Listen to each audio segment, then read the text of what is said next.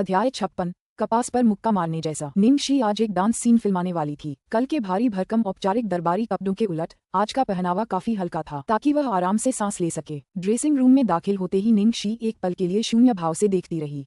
उसे उम्मीद नहीं थी कि वह जिया क्विंगिंग को देख पाएगी। उसने सोचा कि जिया किंग नहीं आएगी। चूंकि जिया किंग को दूसरी महिला प्रधान भूमिका के लिए चुना नहीं गया था, इसलिए निर्देशक ने उन्हें तीसरी महिला प्रधान कंसोर्ट जियान की भूमिका निभाने के लिए आमंत्रित किया था। तीसरी नायिका भी देश के लिए एक आपदा थी, लेकिन निंगशी के मुकाबले उसे कम स्क्रीन टाइम मिला। इसके अलावा फिल्म में निंगशी ने उसे काफी बुरी तरह प्रताड़ित किया था।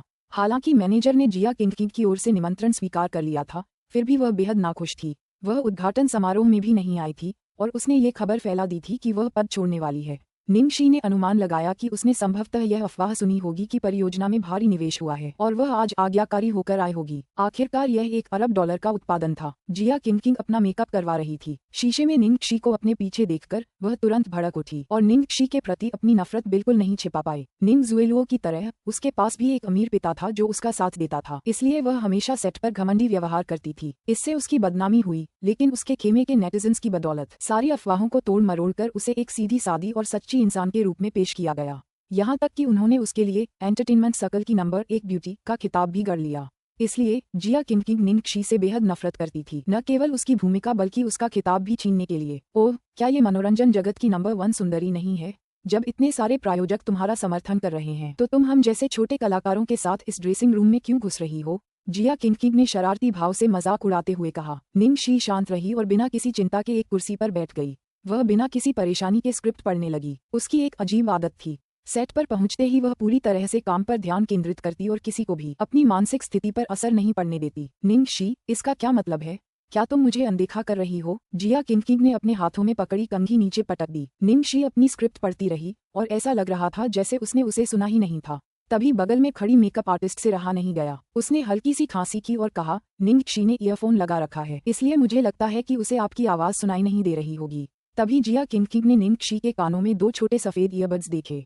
उसे अचानक ऐसा लगा जैसे उसने रुई ठोंक दी हो। इस कुतिया को कौन जानता है कि उसने सचमुच सुना था या वह नाटक कर रही थी। निस्संदेह निंगशी ने ये जानबूझकर किया था। जब उसने पहली बार जिया किंग को देखा तो उसने तुरंत अपने ईयरफोन लगा लिए और ऐसा दिखावा किया जैसे उसने सुना ही नहीं, क्योंकि इस तरह की स्थिति में अगर कोई झगड़ा होता तो चाहे गलती किसी की भी हो, उसका नुकसान सिर्फ उसी को होता। उसे जहां तक हो सके मुसीबत से बचना था। मिस जिया, मैंने मेकअप कर लिया है, क्या आप देख सकती हैं कि आप इससे संतुष्ट हैं या नहीं?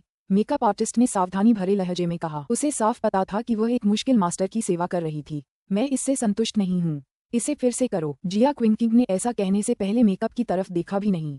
क्या मैं पूछ सकता हूँ कि आप किस हिस्से से असंतुष्ट हैं?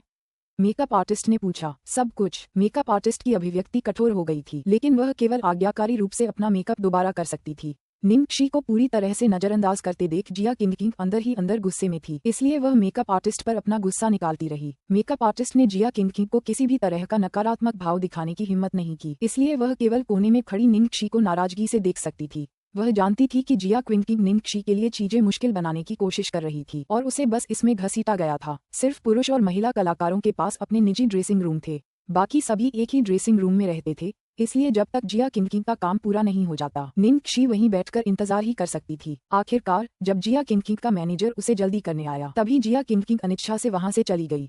जाते हुए भी वह निंगशी को घूरना नहीं भूली। अध्याय 57 वह व्यथित भावना। जब निंगशी का मेकअप करने का समय आया तो मेकअप आर्टिस्ट ने ठंडे चेहरे का दिखावा करते हुए कंटेनरों को शोर मचाते हुए इधर उधर किया और चिल्लाया, निंगशी, अब तुम्हारी बारी है। निंगशी ने स्क्रिप्ट नीचे रख दी और पास आकर बोली, परेशानी के लिए क्षमा करें। जैसे ही मेकअप आर्टिस्ट अनिच्छा से उसका मेकअप करना शुरू करने वाली थी, निंगशी ने अपने मेकअप किट पर नजर डाली और अचानक उसे रोकने के लिए अपना हाथ उठाया। आप क्या कर रहे हो? निंगशी ने विनम्रता से कहा। एमी जी, क्या मैं अपना मेकअप खुद इस्तेमाल कर सकती हूँ? मेरी त्वचा बहुत संवेदनशील है, अगर मैं दूसरे ब्रांड का मेकअप इस्तेमाल करूंगी तो मुझे एलर्जी हो सकती है। बिल्कुल नहीं, हमारे यहाँ ऐसे काम नहीं होते। अगर कुछ गड़बड़ हुई तो क्या तुम जिम्मेदारी लोगी? क्या तुम कल ठीक नहीं थी? एमी के चेहरे पर अधीरता साफ दिखाई दे रही थी। उसे साफ लग रहा था कि वह इतनी व्यस्त है कि ऐसे अनुरोधों पर ध्यान नहीं दे सकती। निंगशी ने अपने बैग से एक लाल पैकेट निकाला और चुपके से एमी की हथेली पर रख दिया। एमी जी, कृपया मुझे भी जगह दीजिए, क्योंकि अभिनेता काम करने के लिए अपने चेहरे पर निर्भर करते हैं। मैं बस सावधानी बरत रही हूँ। एमी को लाल पैकेट की मोटाई का एहसास हुआ और वह हल्की सी खांसी। हिचकिचाहट के भाव से उसने कहा, ठीक है, लेकिन अगर कोई दिक्कत हुई तो तुम्हें डायरेक्टर को बताना होगा कि तुम जिम्मेदारी ले रही हो। बिल्कुल, इसका एमी जी पर कोई असर नहीं होगा। इस इंडस्ट्री में कोई भी दुश्मन हमेशा के लिए नहीं होता। इतना बड़ा बोनस मिलने के बाद एमी बहुत खुश थी और उसने निंग कसी का मेकअप करते हुए और भी ज्यादा ध्यान रखा। मेकअप कल से भी बेहतर निकला। मेकअप आर्टिस्ट के जाने के बाद निंग शी ने अपनी बाहें क्रॉस करके आज के लिए कॉस्ट्यूम को देखा। फिर उसने अपने बैग से एक बड़ा सा चुंबक निकाला और उसे कॉस्ट्यूम पर ऐसे घुमाया जैसे वह सुरक्षा जांच कर रही हो। ऐसा करने के बाद उसने अपने जूतों पर भी ऐसा ही किया। अच्छा हुआ, कोई समस्या नहीं हुई। निंग शी ने चुंबक रखा और जीभ बाहर निकाली। उसने मन ही मन सोचा, कितनी गैर पेशेवर बात है। कपड़ों में एक सुई सिल दी जानी चाहिए थी जो तब तक चुभती रहे जब तक कि जगह जगह दर्द न हो जाए, पता ही न चले कि समस्या कहाँ है।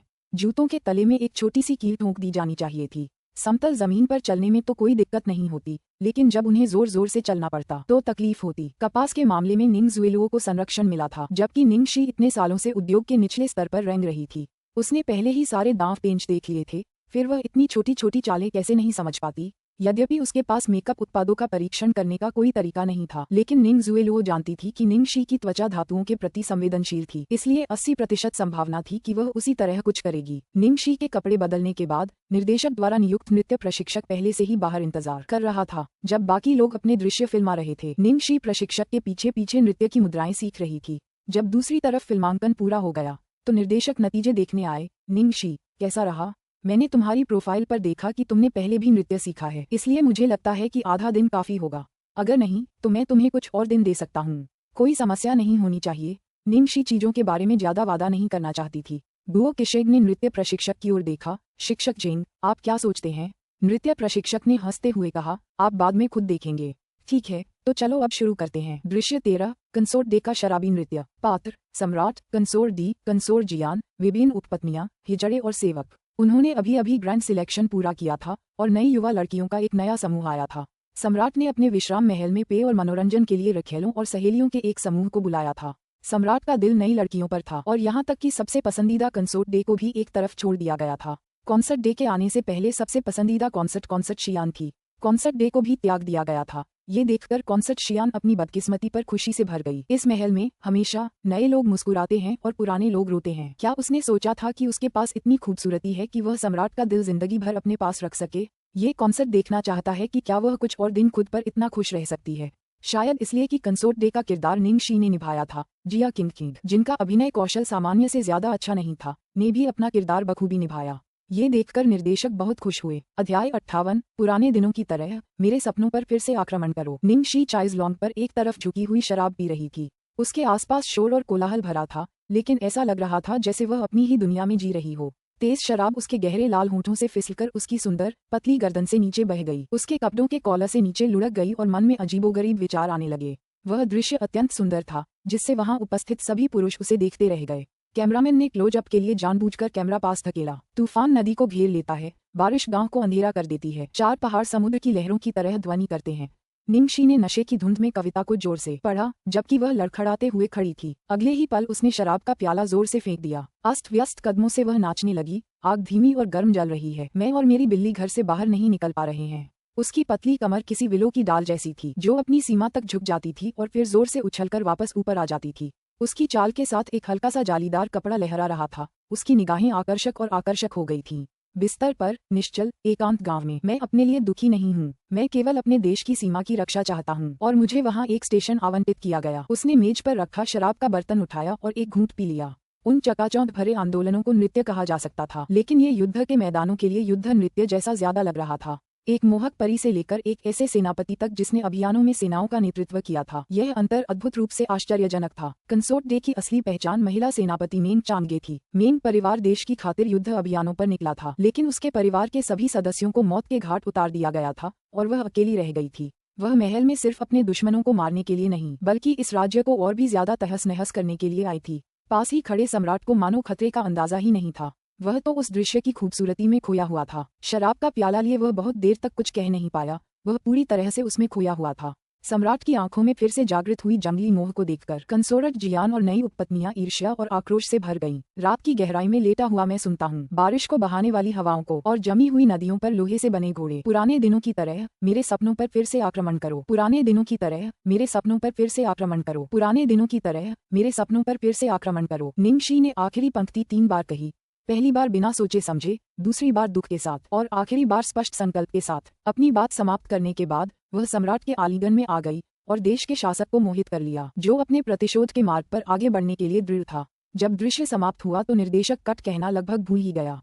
कट, ये तो कमाल था। गुओ किशेग ने सबसे पहले तालियां बजाईं। निंगशी का डांस अच्छा था, बहुत ही पेशेवर। सबसे मुश्किल काम था अपनी मनचाही बात कहना। सबके हाव भाव भी अच्छे थे। ओल्ड फैंग, मुझे आपका जिक्र करने की जरूरत नहीं है, लेकिन किंग तो दुर्लभ थी। उसके हाव भाव बिल्कुल सटीक थे। जिया किंग का चेहरा कड़ाही के तले जैसा गहरा था। बात से अलग कैसे हो सकता है? ये तो सच्ची ईर्ष्या और नफरत थी। सम्राट की भूमिका निभा रहे अभिनेता फैंग येबो एक अनुभवी अभिनेता थे, जिन्हें सम्राट की भूमिका निभाने में महारत हासिल थी। उन्होंने अनगिनत सुंदरियों के साथ अभिनय किया था और इस पल वे मुस्कुराए बिना नहीं रह सके। निर्देशक गुओ, मैं सचमुच दंग रह गया। मैं अभिनय नहीं कर रहा था। मैंने तुम्हें पहले ही बताया था कि मेरी जूनियर का हुनर कोई मामूली बात नहीं है। निंग जुएलुओ, जो बगल से देख रही थी, ने भी उसकी तारीफ की। हालांकि असल में वह अपने दांत पीसकर चूर्ण बनाने वाली थी। एक बार जब उन्होंने दिन का फिल्मांकन पूरा कर लिया तो निंग जुएलुओ ने अपनी सहायक को पूछताछ के लिए एक तरफ खींच लिया। क्या हो रहा है? पूरी दोपहर हो गई और उसकी कोई प्रतिक्रिया नहीं हुई। सहायक के चेहरे पर घबराहट साफ दिखाई दे रही थी। मैंने इसे खुद डाला था और मैंने इसे अपने मेकअप में भी थोड़ा सा डाला था। Blush, eyeshadow, highlighter. शायद ये देर से होने वाली प्रतिक्रिया है। निंग जुएलुओ ने उसे घूरते हुए कहा, ये संभव नहीं है। जैसे ही वह ऐसी किसी चीज को छुएगी, उसके शरीर पर आधे घंटे के अंदर लाल धब्बे पड़ने शुरू हो जाएंगे। इसी तरह उसने पहले भी एक जन्मदिन के भोज में निंगशी को बदनाम किया था, तो शायद उसने उन उत्पादों का उपयोग नहीं किया होगा। सहायक ने कमजोरी से कहा। बेकार, उसके कपड़ों पर भी कुछ क्यों नहीं किया? बस, मैंने उस समय इसके बारे में नहीं सोचा था। जुएलुओ जी, कृपया नाराज मत होना, मैं अगली बार ऐसी गलती नहीं करूंगा। निंग जुएलुओ ने अपना गुस्सा दबा लिया। इस बार बस एक अप्रत्याशित दुर्घटना हुई थी, आगे बहुत सारे मौके थे। शायद उसे खुद कोई कदम उठाने की जरूरत न पड़े। जिया क्विंकिंग की आंखों में जो भाव थे जब उसने पहले निंगशी को देखा था, उससे पता चल रहा था कि उसके मन में उसके लिए कितनी नफरत है।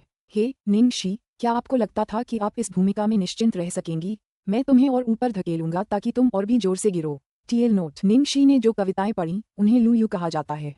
पहली कविता, तूफान ने नदी को घेर लिया है, बारिश ने गांव को अंधेरा कर दिया है, 4 पर्वत समुद्र की लहरों की तरह ध्वनि करते हैं, आग नर्म और गर्म जलती है, मैं और मेरी बिल्ली घर से बाहर नहीं निकलेंगे। यह एक गांव में चल रहे तूफान, घर में गर्मी और आराम की कहानी है और घर से बाहर न निकलने की इच्छा के बारे में है।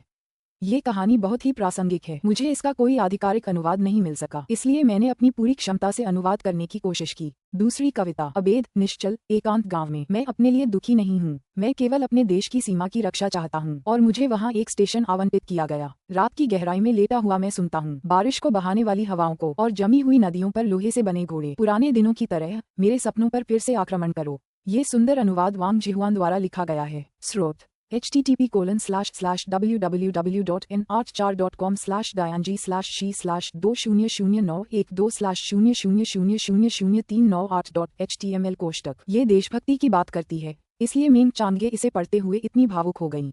उनका परिवार देश के प्रति वफादार था और उन्हें भी देशभक्त बनने के लिए पाला गया था, लेकिन अब वह बदला लेने के लिए देश को बर्बाद करने की राह पर हैं। अध्याय 59, सुपर हैंडसम दूसरा पुरुष नायक जो एक बड़ा स्टार है। हालांकि इस बार निंगशी ने अपनी अभिनय क्षमता साबित कर दी थी, फिर भी उसने अपनी प्रतिष्ठा नहीं बचाई थी। उल्टे, क्योंकि उसने बहुत अच्छा अभिनय किया था, लोगों को और भी ज्यादा लगने लगा था कि वह एक मोहक दुष्ट है।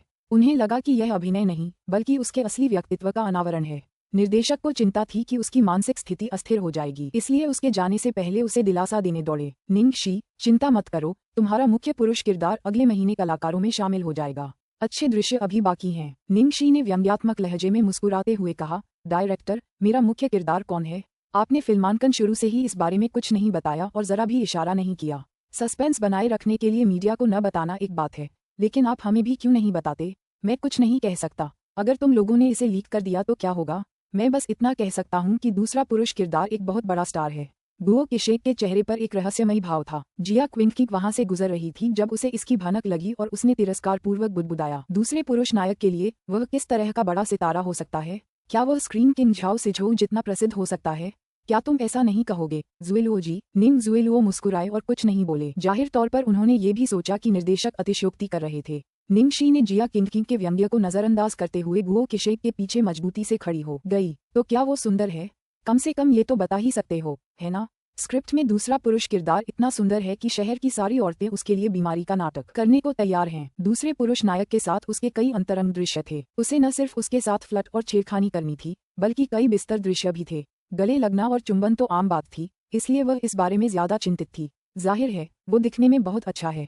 मुझे यकीन है कि तुम संतुष्ट हो जाओगी, बस उसे देखकर भावुक मत हो जाना। सचमुच, मुझसे झूठ मत बोलो डायरेक्टर गुओ, मैं यकीन कर लूंगा। दिन तेजी से बीतते गए और पलक झपकते ही अगस्त आ गया। लू निवास में उसे बसाए हुए 2 हफ्ते हो चुके थे। लिटिल ट्रेजर के साथ उसके रिश्ते लगातार बेहतर होते जा रहे थे और फिल्मांकन की प्रगति संतोषजनक थी। निंग जुएलुओ और जिया किंग ने एक गठबंधन बना लिया था। वे बीच बीच में कोई न कोई चालें चलते रहते थे। हालांकि निंग शी उन सबकी असलियत समझ चुकी थी, फिर भी हर समय सतर्क रहना बहुत थका देने वाला था। वह चीजों को हमेशा के लिए ठीक करने के लिए सही समय ढूंढने की तैयारी कर रही थी। ये थोड़ा अजीब भी था, उसे ऐसा लग रहा था जैसे कोई परछाई से उसकी मदद कर रहा हो। जब भी उसने गठबंधन की किसी चाल को नजरअंदाज किया, उसे बहुत ही सूक्ष्म संकेत मिले। क्या ये संभव था कि कोई ऐसा था जो किया जिंगजिंग के अत्याचारी रवैये को बर्दाश्त नहीं कर सकता था? निंग क्षी ने इस बारे में और कुछ नहीं सोचा। उसका सबसे बड़ा सिरदर्द आज रात हवाई अड्डे पर एक परेशान करने वाले व्यक्ति को लेने जाना था। आज जब वह सेट पर थी तो उस आदमी ने उसे लगातार 1 दर्जन बार फोन किया था। दिन भर का काम निपटाकर निंग शी लू हवेली लौटी। उसे कुछ सामान लेना था। तुम वापस आ गई। अभी अभी एक बढ़िया हॉटपॉट की दुकान खुली है, चलो आज रात लिटिल ट्रेजर के साथ वहां चलते हैं। लू टिंगजियाओ सोफे पर अखबार पढ़ रही थी। उसे वापस आते देख उसने बिल्कुल सहज स्वर में उसे पुकारा, मानो अपनी पत्नी से बात कर रहा हो। निंग शी अपने विचारों से थोड़ी हैरान थी। अभी तो सिर्फ आधा महीना ही बीता था, लेकिन उसे लू टिंगजियाओ के साथ इस तरह बातचीत करने की आदत हो चुकी थी। वे दोनों और लिटिल ट्रेजर, वे वास्तव में 3 लोगों का परिवार लग रहे थे। निंग शी ने सिर हिलाया और अपने अजीब ख्यालों को दूर किया। उसने थोड़ा अजीब सा कहा, मुझे डर है कि मैं आज रात नहीं जा पाऊंगी। मुझे एयरपोर्ट पर किसी को लेने जाना है और मैं देर से वापस नहीं आऊंगी। अगर लिटिल ट्रेजर हॉटपॉट खाना चाहता है तो तुम उसे क्यों नहीं ले जाती? अगर तुम यहाँ नहीं हो तो वह घर से बाहर नहीं जाएगा। ठीक है, तो चलो अगली बार साथ चलते हैं। लू टिंगजियाओ ने अखबार नीचे रख दिया और उसकी ओर अथाह भाव से देखा। किसी दोस्त को लेने जा रही हो? अरे, आप ऐसा कह सकते हैं। निंग शी ने मुश्किल से अपना सिर हिलाया। ये पुरुष है या महिला? क्या ये प्रश्न थोड़ा सीमा से बाहर नहीं था? अध्याय 60। मैं तुम्हें 1000 साल तक प्यार करूंगा। ऐसा नहीं था कि निंग शी ने लू टिंगजियाओ के अपने प्रति अलग रवैये को महसूस नहीं किया था, लेकिन हर बार वह अच्छे दोस्तों की सीमा पर ही रुक जाता था। अगर वह बहुत ज्यादा तीखी प्रतिक्रिया देती तो ऐसा लगता जैसे वह भावनाओं की कल्पना कर रही हो, जबकि वास्तव में कोई भावनाएं होती ही नहीं थीं। इस प्रकार जब निंग शी ने ये बहुत ही सामान्य प्रश्न सुना तो उसने सामान्य तरीके से इसका उत्तर दिया, पुरुष। लू टिंगजियाओ की अथाह निगाहें अदृश्य रूप से संकुचित हो गईं। क्या आप आज रात वापस आ रहे हैं? ये प्रश्न और भी बढ़ते जा रहे थे। निंग शी ने अपनी अभिनय कला का इस्तेमाल किया और ऐसे दिखाया जैसे उसे सवाल का छिपा हुआ मतलब समझ ही न आया हो। उसने बेपरवाही से जवाब दिया, मुझे अभी कुछ समझ नहीं आ रहा है, फिर मैं तुम्हें फोन करूंगी। मेरे जाने का समय हो गया है, मैं पहले ऊपर जा रही हूँ। आगे चलकर कुछ अप्रत्याशित परिस्थितियां जरूर सामने आने वाली थीं। क्या होगा अगर वह खुद को रोक न पाए और उस लड़के जियांग मुये को पूरी रात पीटती रही? निंग शी ने जल्दी से ऊपर से एक बड़ा काला डफेल बैग उठाया, फिर उस छोटे बन को गले लगाया और अलविदा कहा। लड़की को उड़ते हुए देखकर लू टिंगजियाओ का चेहरा अगस्त की बर्फ की तरह लाल हो गया। निंग शी के अलावा उस छोटे से बन को किसी और चीज में, यहाँ तक कि अपने पापा में भी कोई दिलचस्पी नहीं थी। लेकिन जब उसने अपने पापा को अपनी उदासी को दबाने की कोशिश करते देखा तो उसने अपना सिर झुकाकर नोटपैड पर कुछ लिखा, फिर अपनी नन्ही सी उंगली से उन्हें छूने की कोशिश की। अपनी बाह पर हल्का दबाव महसूस करते हुए लू टिंगजियाओ ने अपनी नजर नीचे की और उस प्रश्न चिन्ह को देखा जो उसके बेटे ने अपने नोटपैड पर लिखा था, तुम मुझसे पूछ रहे हो कि मैं दुखी क्यों हूँ? लू टिंगजियाओ ने भौहें चढ़ाईं, फिर एक पल के लिए गहरी सोच में डूब गया। आखिरकार उसने धीरे से कहा, अगर तुम्हारी आंटी शियाओ शी किसी दिन किसी और की हो जाएं, अगर वह किसी और को डार्लिंग कहे, किसी और को गुड मॉर्निंग, गुड नाइट और गुड बाय किस करे, किसी और के साथ हॉटपॉट खाए और तुम उसके लिए कोई नहीं रहो, उससे सवाल करने या उस पर गुस्सा करने का भी हक न रहे, तो क्या तुम खुश रहोगे? लिटिल ट्रेजर एक क्षण के लिए स्तब्ध रह गया, फिर उसके चेहरे का भाव तुरंत ऐसा हो गया मानो आसमान गिर पड़ा हो। इस प्रकार एक निश्चित पिता थोड़ा शांत हो गया। अपने गालों पर आंसू टपकाते हुए लिटिल ट्रेजर ने अपने बेरहम पिता का फोन छीन लिया और आंटी शियाओशी से शिकायत की। उसने निंग शी को रोने वाला इमोजी भेजा, greater than, less than. Ning she, जो जल्दी से एयरपोर्ट जा रही थी, ने सोचा कि नन्हा बन परेशान है क्योंकि वे हॉटपॉट नहीं खा पा रहे थे। उसने तुरंत नन्हे बन को दिलासा देने के लिए मीठे शब्दों का एक गुच्छा इकट्ठा किया। अया डार्लिंग, क्या हुआ? तुम खुश नहीं हो? परेशान मत हो, अगर तुम उदास हो तो आंटी भी उदास होंगी। आंटी को आज वाकई कुछ काम है, मैं कल तुम्हारे साथ हॉटपॉट जरूर खाऊंगी, ठीक है? पॉक्सो, मैं तुम्हें 1000 साल तक प्यार करूंगी। मुझे डार्लिंग की मुस्कान सबसे ज्यादा पसंद है। लिटिल ट्रेजर ने निंग शी का जवाब देखा और उसके आंसू मुस्कुराहट में बदल गए। उसने गर्व से अपने पापा को फोन भी दिखाया। लू टिंगजियाओ ने निंग शी द्वारा भेजे गए मीठे शब्दों पर नजर डाली। उसे ऐसा लगा जैसे उसके दिल में छुरा घोंपा गया हो। 2 घंटे बाद बीजिंग हवाई अड्डे पर, हालांकि निंग शी आने से पहले ही तैयार थी, फिर भी वह अपने सामने के दृश्य को देखकर बुरी तरह डर गई थी। जियान मुये, जियान मुये, जियान मुये। हब्बी इधर देखो, हब्बी मैं तुमसे प्यार करती हूँ, हब्बी मैं तुम्हारे बच्चों को जन्म देना चाहती हूँ, मुये मुये तुम बहुत अच्छे हो, येजी हमेशा तुम्हारा साथ देगा। प्रशंसकों में किशोर लड़कियां सबसे ज्यादा थीं। उसने कुछ अधेड़ उम्र की महिलाओं और कुछ पुरुष प्रशंसकों को भी देखा। वे सभी जोर जोर से चिल्ला रहे थे। हवाई अड्डे पर सभी सुरक्षा गार्ड तैनात थे, फिर भी वे स्थिति को नियंत्रित नहीं कर पा रहे थे। मेरी प्यारी पत्नियों, क्या तुम चुप रहोगी? दूसरों को परेशान मत करो। शश। भीड़ में से एक कामुक आवाज आई और सभी प्रशंसक अचानक चुप हो गए और फिर उनकी चीखें इतनी जोर से निकली कि छत से भी ज्यादा ऊंची हो गईं। माहौल बिल्कुल शांत नहीं हुआ था, बल्कि और भी ज्यादा जीवंत हो गया था। निंगशी एक खंभे के पीछे छिप गई और दूर से देखने लगी। उसका सिर पसीने से भरा हुआ था। यह आदमी 1000 चाकुओं से कटने लायक था। वह निश्चित रूप से उसे मारने के लिए निकला था। अगर वह इस समय उसे लेने के लिए बाहर गई तो क्या वह आज रात से ज्यादा जीवित रह पाएगी? सौभाग्य से वह तैयार होकर आई थी। अध्याय 61। हे मेरे प्यारे पोते। निंगशी चुपके से भागी और पीछे पीछे वॉशरूम की तरफ भागी। वह एक कमरे में घुसी और एक बड़ा काला डफल बैग खोला। उसने अपने औजार निकाले और मेकअप करने लगी। जब वह शौचालय से बाहर आई तो निंगशी पहले से ही एक सफेद बालों वाली बूढ़ी महिला में बदल चुकी थी। उसके फोन पर एक टेक्स्ट संदेश अधिसूचना की रिंगटोन बज उठी। निंगशी ने देखने के लिए अपना फोन निकाला और वह वास्तव में जियांग मुये का था। भ्रष्ट शैतान राजा, निंगशी, मैं तुम्हें मेरे सामने आने के लिए 5 मिनट देता हूँ, वरना मैं हमारे रिश्ते की घोषणा कर दूंगा। धत तेरी की। निंगशी ने आखिरी बार अपना मेकअप चेक किया और फिर जल्दी से भीड़ के सबसे भीड़ भरे क्षेत्र की ओर भागी। उसने असहायता और चिंता का भाव प्रकट किया और 2 बार खांसते हुए कहा, कृपया मुझे जाने दो। क्षमा करें मेरी प्यारी दयालु लड़कियों, क्या आप इस बूढ़ी महिला को ये देखने दे सकती हैं? धक्का मत दो, यहाँ एक बहुत बूढ़ी औरत है। अरे दादी, आप हमारे मुये को क्यों देखना चाहती हैं? मुझे मत बताना कि आप भी मुये की फैन हैं। हे भगवान, हमारा मुये बच्चों और बूढ़ों सबको आकर्षित करता है। उसका तो एक दादी का पंखा भी है। सब लोग जल्दी से इस दादी को जाने दो। दादी, आपकी उम्र कितनी है? निंगशी झुकी और अपनी पीठ थपथपाते हुए लगातार उनका शुक्रिया अदा करती रही। प्यारी बच्चियों, शुक्रिया, आप सबका शुक्रिया। मैं 80 साल की हो चुकी हूँ। मुझे ये छोटा सा लड़का बहुत पसंद है, क्योंकि यह बिल्कुल मेरे पोते जैसा दिखता है। मेरा पोता अभी बहुत दूर किसी जगह काम कर रहा है। मैं उसे साल में बस कुछ ही बार देख पाती हूँ। इतना कहकर वह आंसू पोंछने लगी। मुये, मुये, यहाँ आपकी एक दादी माँ की प्रशंसक हैं। कृपया उनसे मिलिए। हाँ, कम से कम एक बार उससे मिल तो लो। वो बहुत दयनीय है। प्रशंसकों के उत्साहपूर्ण समर्थन से निंगशी को शीघ्र ही आगे धकेल दिया गया। भीड़ के बीचों बीच जियांग मुये ने अपनी उंगलियों से अपने बिखरे सुनहरे बालों को पीछे किया।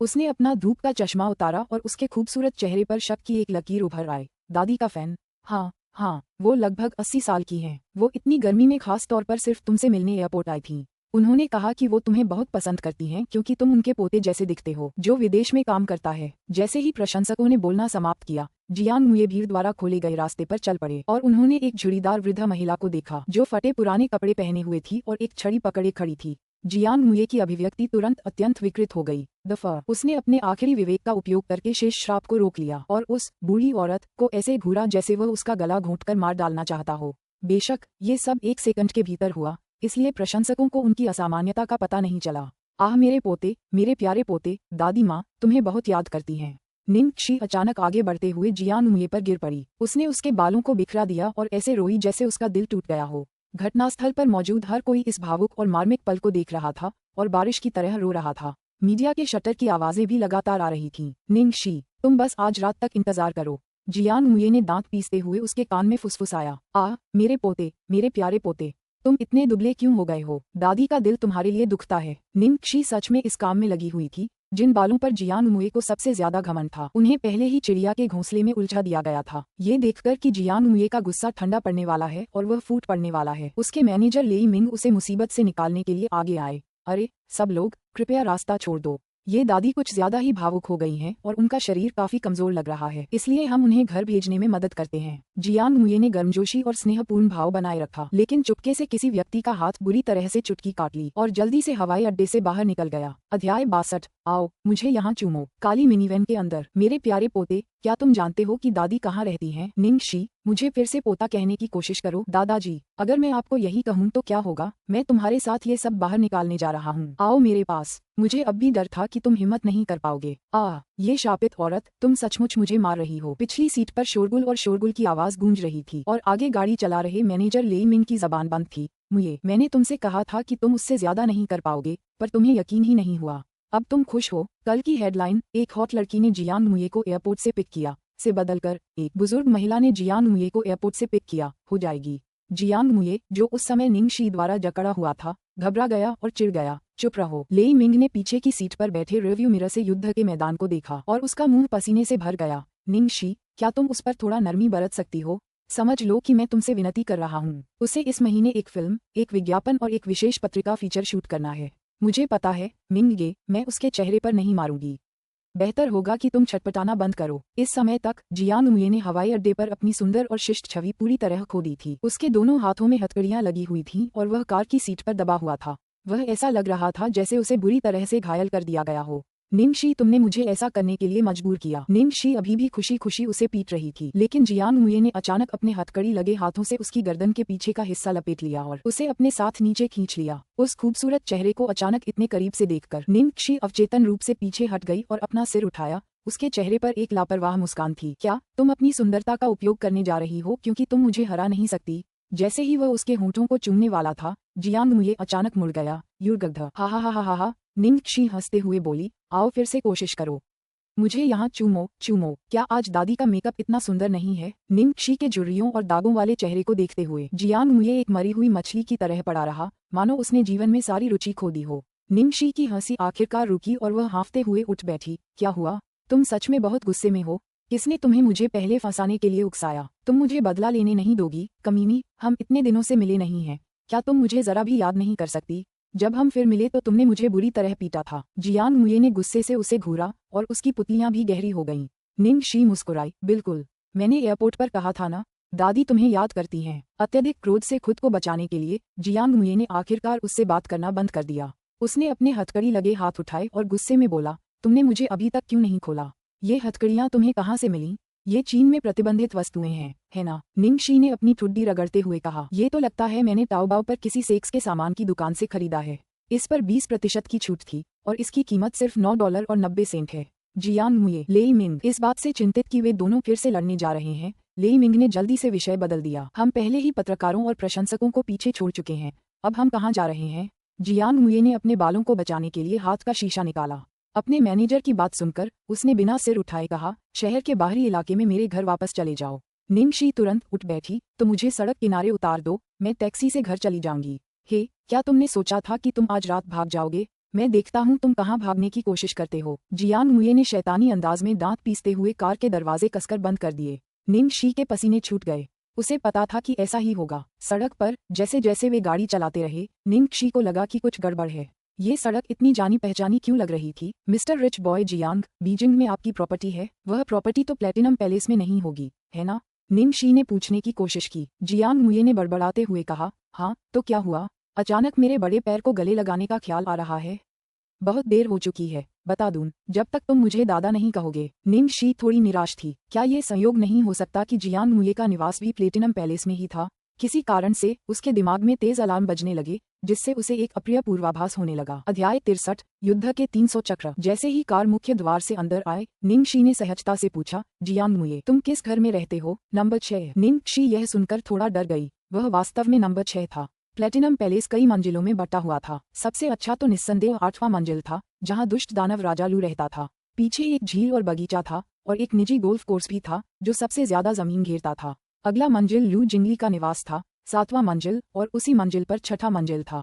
किसी को नहीं पता था कि नंबर 6 का मालिक कौन है। किसने सोचा होगा कि यह व्यक्ति जियांग मुये होगा? ये देखकर कि लेई मिंग दाईं ओर मुड़ने वाला था, निंग शी ने अवचेतन रूप से उसे याद दिलाने के लिए अपना मुंह खोला। मिंग गे, उस तरफ मत चलाओ, वह सड़क अवरुद्ध है। तुम्हें कैसे पता कि सड़क बंद है? जियांग मुये ने तुरंत पूछा।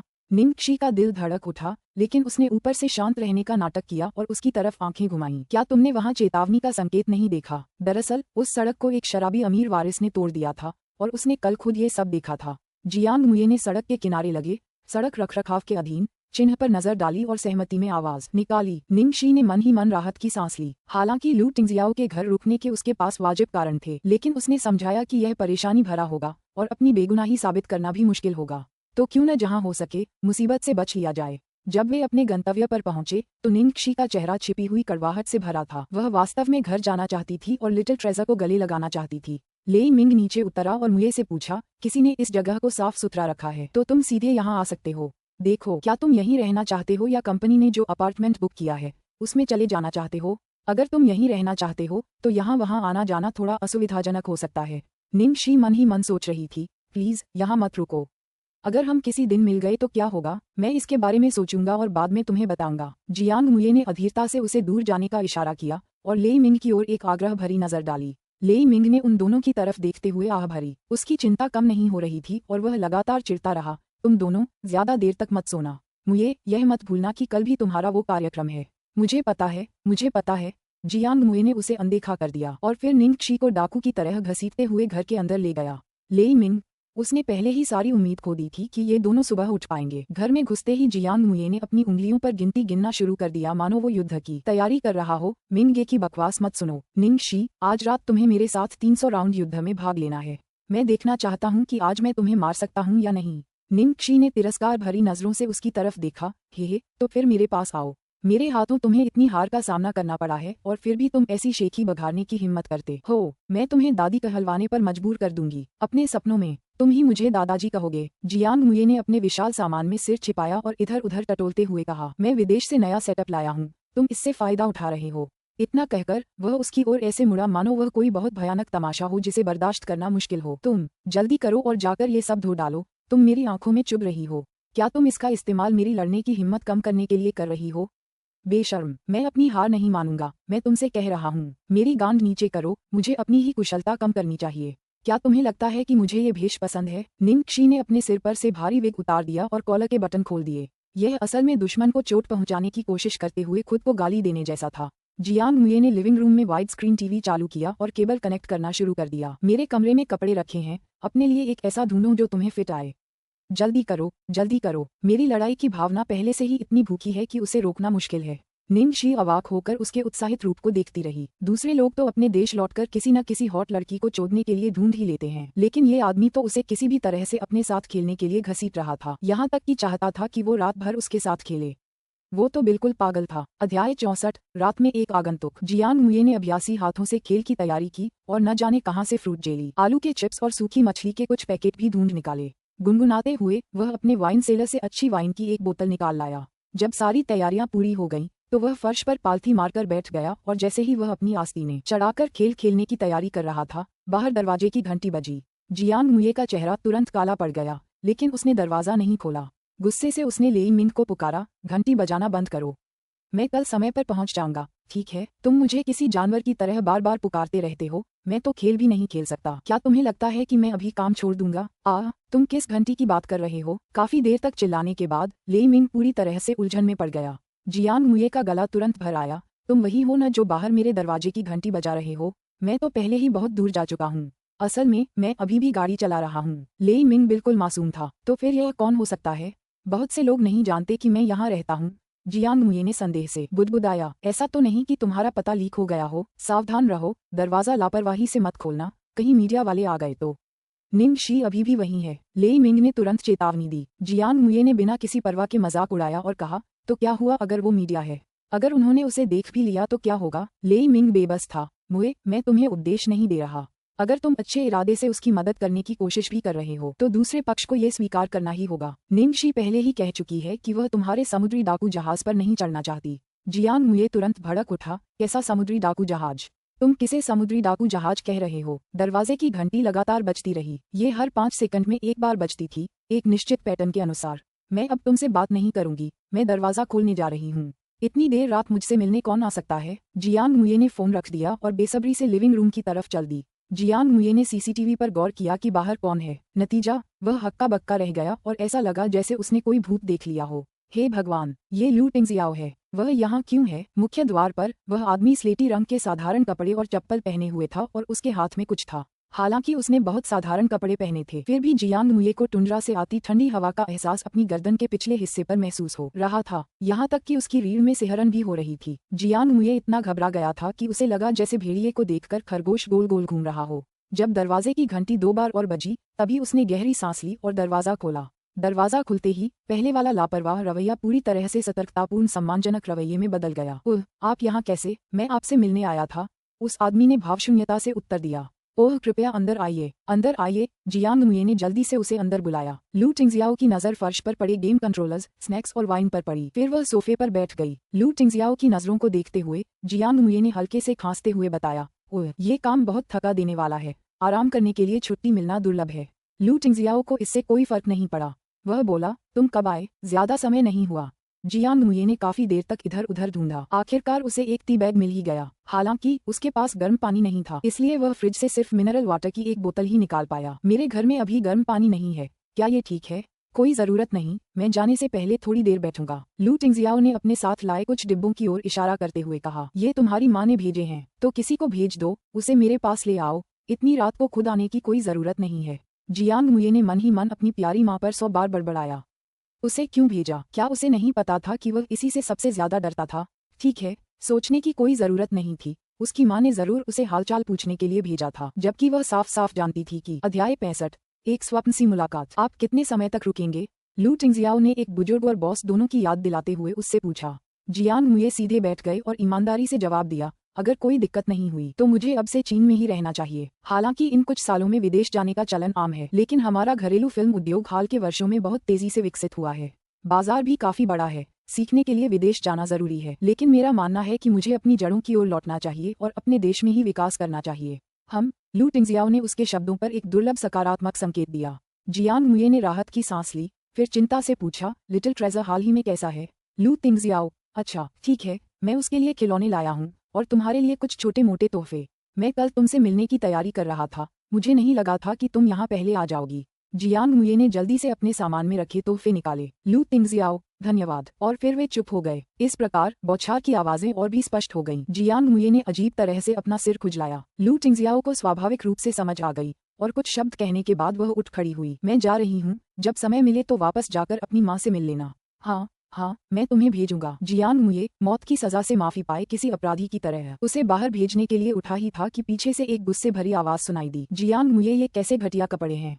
पीठ पर इतना बड़ा छेद है, तो मैं इन्हें कैसे पहनूंगी? लू टिंगजियाओ उठकर जाने ही वाला था, लेकिन उस आवाज को सुनकर उसका शरीर मानो जड़ हो गया, मानो उसके एक्यूपंक्चर पॉइंट पर टैप कर दिया गया हो। एक सेकंड बाद वह धीरे से मुड़ा और उसकी बर्फीली खंजर जैसी नजर आवाज के स्रोत की ओर गई। लड़की नंगे पैर थी, उसके बाल गीले थे और उसके गालों पर शॉवर की वजह से एक प्राकृतिक लालिमा छाई हुई थी। वह शॉवर के दरवाजे पर खड़ी थी, बेहद परेशान, और उसने एक बड़ी सी पुरुषों वाली टी शर्ट पहन रखी थी। उस टी शर्ट के कपड़े का एक बड़ा हिस्सा उसकी कमर के दाहिनी ओर से गायब था, जिससे उसकी गोरी त्वचा साफ दिखाई दे रही थी। जियांग मुये ने लू टिंगजियाओ के हाव भाव पर ध्यान नहीं दिया। उसे तो बस मरने का मन कर रहा था। ये आदमी तो जाने ही वाला था। क्या वो कमबख्त लड़की थोड़ी देर और इंतजार नहीं कर सकती थी? बाइक चलाते समय फट जाने के बाद मैं उसे फेंकना भूल गया था। वहाँ इतने सारे कपड़े थे, तुम्हें छेद वाला कपड़ा क्यों चुनना पड़ा? जियांग मुये ने उसे जवाब दिया, उसकी हरकतों के बारे में कुछ न कहते हुए। उसने अजीब तरह से मुड़कर लू टिंगजियाओ की तरफ देखा और परिचय कराया। उफ, ये मेरी दोस्त निंग शी है। ऐसा कहते हुए जियांग मुये को अचानक लगा कि निंग शी की अभिव्यक्ति थोड़ी अजीब थी। वह लू टिंगजियाओ को ऐसे घूर रही थी मानो उसने अपनी आत्मा खो दी हो। ये शापित लड़की, भले ही लू टिंगजियाओ बहुत सुंदर थी, उसे ऐसे घूरने की जरूरत नहीं थी जैसे उसने पहले कभी कोई सुंदर आदमी नहीं देखा हो, है ना? निंग शी को इस हालत में देखकर जियांग मुये अंदर से बहुत दुखी हुआ। उसका चेहरा तमतमा गया और उसने कहा, निंग शी, ये मेरे चाचा हैं, लू कॉर्पोरेशन के सीईओ लू टिंगजियाओ। तुम यहाँ स्तब्ध क्यों खड़ी हो? उनका अभिवादन करो। इस वक्त उसके बाल अभी भी गीले थे और उसका हाथ अभी भी कमीज के गायब हुए हिस्से को पकड़े हुए था। निंग शी को आखिरकार अपनी आवाज मिल गई, ऐसी आवाज में जैसे कोई अजीब सपना देख रही हो। उसने बेरुखी से एक एक शब्द बोला, अंकल। निंग शी का स्वर पूरी तरह से प्रश्नवाचक था, लेकिन लू टिंगजियाओ के कानों में वह सकारात्मक स्वर में बदल गया, मानो निंग शी उसे चाचा कह रही हो। इस प्रकार वह भाव तुरंत बदल गया, मानो उस महान राक्षस राजा ने नरक के सभी 18 स्तरों को रक्त से शुद्ध कर दिया हो। उसके पूरे शरीर से एक भयावह ठंडी आभा निकल रही थी, जिससे दोनों डरकर सिहर उठे। यह अजीब सा माहौल काफी देर तक चलता रहा, इससे पहले कि लू टिंगजियाओ की ठंडी निगाहें निंग शी पर पड़ी। जिस व्यक्ति को तुम लेने जा रही थी, क्या वह मुये था? ये सुनकर जियांग मुये अचंभित रह गया। निंग शी, क्या तुम मेरे चाचा से परिचित हो? अध्याय 66, तुमने आज रात मेरे साथ रहने का वादा किया था। निंग शी तो पागल होने ही वाली थी। उसने अपनी आवाज धीमी करते हुए कहा, मैं तुमसे पूछने ही वाली थी, तुम लू टिंगजियाओ को कैसे जानती हो? जियांग मुये, मैंने पहले ही कहा है कि वह मेरे चाचा हैं। निंग शी, तुमने मुझे पहले क्यों नहीं बताया? जियांग मुये, अच्छा, तुमने कभी पूछा ही नहीं। निंग कसी, तो फिर तुम मेरे चाचा को कैसे जानते हो? जियांग मुये की नजरें उन दोनों पर घूम रही थीं। जितना ज्यादा वो देखता, उतना ही उसे लगता कि कुछ गड़बड़ है, लेकिन वो ठीक ठीक नहीं बता पा रहा था कि कहाँ गड़बड़ है। यह एक लंबी कहानी है, निंग शी ने अपना माथा पकड़ लिया। तन और मन दोनों में थकान महसूस कर रही थी। ये 4 शब्द जियांग मुये के लिए थे और लू टिंगजियाओ को जवाब भी थे। जियांग मुये के चेहरे पर सवालों की भरमार थी, लेकिन लू टिंगजियाओ की मौजूदगी के कारण वह कुछ बोल नहीं सका। चूंकि वह अभी अभी नहाकर आई थी, इसलिए लड़की के शरीर से एक अच्छी खुशबू आ रही थी। उस भीगी टी शर्ट के नीचे से 2 पतली गोरी टांगें बाहर निकली हुई थीं।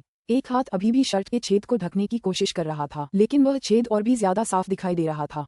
इस तरह का नजारा देखकर खून खौल उठता था। निंग शी के किसी और के घर में इस तरह प्रकट होने के विचार ने लू टिंगजियाओ को ऐसी स्थिति में डाल दिया कि वह सब कुछ मिटा देना चाहता था। हालांकि उसके दिल में पहले भी कई बार उथल पुथल मच चुकी थी, लेकिन ये बस कुछ ही सेकंड के अंतराल में हुआ था। हालांकि ये लू टिंगजियाओ के चेहरे पर एक ठंडे भाव के रूप में ही झलक रहा था। उसने निंग शी की ओर तिरछी नजर से देखा और कहा, क्या तुम यहीं रहने की तैयारी कर रही हो या मेरे साथ वापस जाने की? उस शांत उदासीन वाक्य में एक अदृश्य दबाव था। ये सुनकर जियांग मुये ने आश्चर्य और अविश्वास से भरी नजरों से निंग शी की ओर देखा। उसका क्या मतलब था? ये दोनों न सिर्फ परिचित थे, बल्कि साथ रह भी रहे थे। निंग शी ने ठिठुरते लू टिंगजियाओ को देखा, फिर जियांग मुये को देखा, जिसकी आंखों से आग निकल रही थी। उसने बड़ी मुश्किल से अपनी लार निली, मैं वापस जाऊंगी। लू टिंगजियाओ के शरीर के चारों ओर की ठंडी आभा 2 अंक कम हो गई। हालांकि जियांग मुये ने तुरंत ही गुस्से से भरकर निंग शी की कलाई पकड़ ली। उसकी बेहद खूबसूरत हल्की नीली आंखें धोखे के डर और गुस्से से भरी हुई थीं। तुमने आज रात मेरे साथ रहने का वादा किया था। जब उसने बोलना खत्म किया तो निंग शी उसे आसमान में मुक्का मारने ही वाली थी। क्या तुम ऐसा नहीं कह सकते कि हमारे बीच कुछ है, नौजवान? उसने लू टिंगजियाओ को देखने के लिए अपना सिर उठाया। जैसी कि उम्मीद थी, उसका डरावना चेहरा अब उस हद तक पहुंच गया था कि वह खुद को रोक नहीं पा रहा था, मानो जानवर के फटने से पहले बस एक आखिरी धातु की छड़ बची हो। निंग शी ने धैर्य बनाए रखते हुए अपना हाथ पीछे खींच लिया और उसे समझाया, मुझे कल काम पर जाना है। क्या मिंगे ने नहीं बताया कि कल सुबह तुम्हें कुछ काम है? चलो, जब तक हम दोनों फ्री नहीं हो जाते तब तक इंतजार करते हैं, फिर मैं आकर तुम्हारे साथ खेलूंगी, ठीक है? निंग शी ने खेल खेलना शब्दों पर विशेष जोर दिया।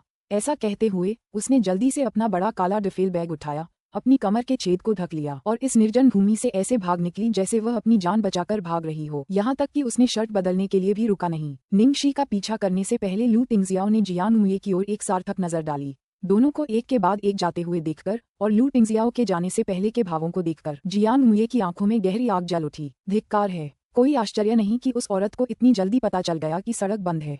निंग शी, तुम मुझसे कितना कुछ छुपा रही हो। निंग शी वापस लौटते हुए डर और घबराहट से कांप रही थी। अचानक उसके हाथों का बोझ हल्का हो गया। लू टिंगजियाओ उसकी बाहों में बैग उठाने में मदद कर रहा था। इसके बाद लू टिंगजियाओ ने अपनी जैकेट उतारकर उसके कंधों पर रख दी और उसके कंधों पर कुछ भारी चीज गिर गई। धन्यवाद। निंग शी ने अजीब तरीके से उसे धन्यवाद दिया। लू टिंगजियाओ की कोई प्रतिक्रिया नहीं थी। बेहतर होता अगर उसकी कोई प्रतिक्रिया होती। अगर वह प्रतिक्रिया करता तो उसके पास इससे निपटने का कोई रास्ता होता, लेकिन इस तरह की प्रतिक्रिया न होने से लोग घबरा जाते हैं। अध्याय 67 चांदनी में चुंबन। लू निवास में कमरे में वापस आकर और अपना पजामा पहनकर निंग शी बिजली की तरह उड़ी और उस छोटे बन को ढूंढने के लिए दौड़ी। छोटे खजाने, चाची आज अंधेरे से थोड़ा डर रही हैं। क्या मैं तुम्हारे साथ सो सकता हूँ? बेशक। नन्ही सी बच्ची ने उसका बहुत स्वागत किया। उसने खुशी खुशी अपने बिस्तर की आधी से ज्यादा जगह उसके लिए छोड़ दी। धन्यवाद प्रिय टिल्डा। शुभ रात्रि प्रिय टिल्डा। तुम इस आंटी की सुरक्षा ताबीज हो। मैं आज रात अपनी जान बचाने के लिए तुम पर भरोसा करने जा रहा हूँ। आज जो कुछ भी हुआ था वो बहुत रोमांचक था। उसका नन्हा सा दिल अब भी तेजी से धड़क रहा था। आज की घटनाओं के बाद वह महसूस कर सकती थी कि उसके और लू टिंगजियाओ के बीच की पतली धुंधली दीवार इतनी नाजुक हो गई थी कि वह एक स्पर्श से टूट सकती थी। अगर यह सचमुच टूट गया तो उसे सचमुच नहीं पता होगा कि क्या करना है। खुशकिस्मती से उसकी गोद में रखा छोटा सा खरगोश एक बेहतरीन शामक औषधि का काम कर रहा था। आधे घंटे तक दिल की धड़कनें तेज रहने के बाद वह धीरे धीरे सो गई। निंग शी के पास शामक के तौर पर छोटी बन थी, लेकिन किसी को अकेले सोना मुश्किल हो रहा था। देर रात तक अध्ययन कक्ष में धुआं इतना घना हो गया था कि घना कोहरा सा छा गया था। अरे, कोई आश्चर्य नहीं कि चेंग फेंग उन 2 लोगों की पहचान नहीं कर पाया जिन्होंने उस दिन सेट पर निंग शी को वो तोहफे भेजे थे। उनमें से एक तो असल में एक छुपा हुआ गद्दार था, भ्रष्ट शैतान राजा। अब उसे याद आया कि उनका एक पारिवारिक ग्रुप चैट था और जियांग मुये ने वहां इस अजीब उपनाम का इस्तेमाल किया था। उसने पहले इन बातों को आपस में नहीं जोड़ा था। जहां तक उस व्यक्ति का सवाल है जिसने यस के रूप में हस्ताक्षर किए थे, अभी तक कोई सुराग नहीं मिला है। अंधेरे में उस आदमी ने अपनी सिगरेट बुझाई, खड़ा हुआ और कमरे से बाहर चला गया। उसने अतिथि कक्ष का दरवाजा हल्के से धकेला तो देखा कि वह खाली था। लू टिंगजियाओ की भौहें थोड़ी सी उठीं।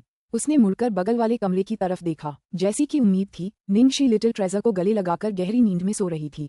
ये लड़की बहुत चालाक थी। हालांकि क्या वह सचमुच सोचती थी कि ये सब ऐसे ही किया गया था?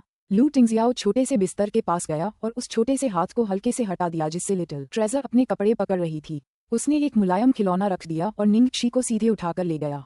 स्वप्नलोक में लिटिल ट्रेजर ने भौहें चढ़ाईं और उसका छोटा सा हाथ किसी चीज को ढूंढने लगा और फिर उसने उस आलीशान वस्तु को पकड़ लिया। अपने बेटे को धोखा देने के बाद लू टिंगजियाओ उसे सीधे मास्टर बेडरूम में ले आया। उसने उसे धीरे से बिस्तर पर लिटा दिया और फिर पलंग के पास बैठ गया।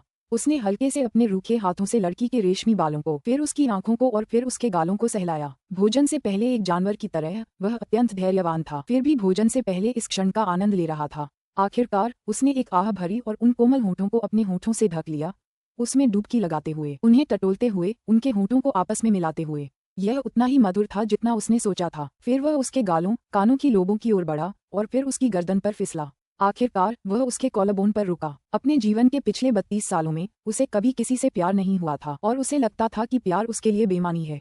उसके लिए रोमांटिक प्यार शायद सबसे बेकार चीज थी। तो क्या हुआ अगर उसके पास न तो वासना थी और न ही प्यार? क्या वाकई इससे कोई फर्क पड़ता था? उसने कभी सोचा भी नहीं था कि एक दिन प्यार उसकी जिंदगी में इस तरह दस्तक देगा।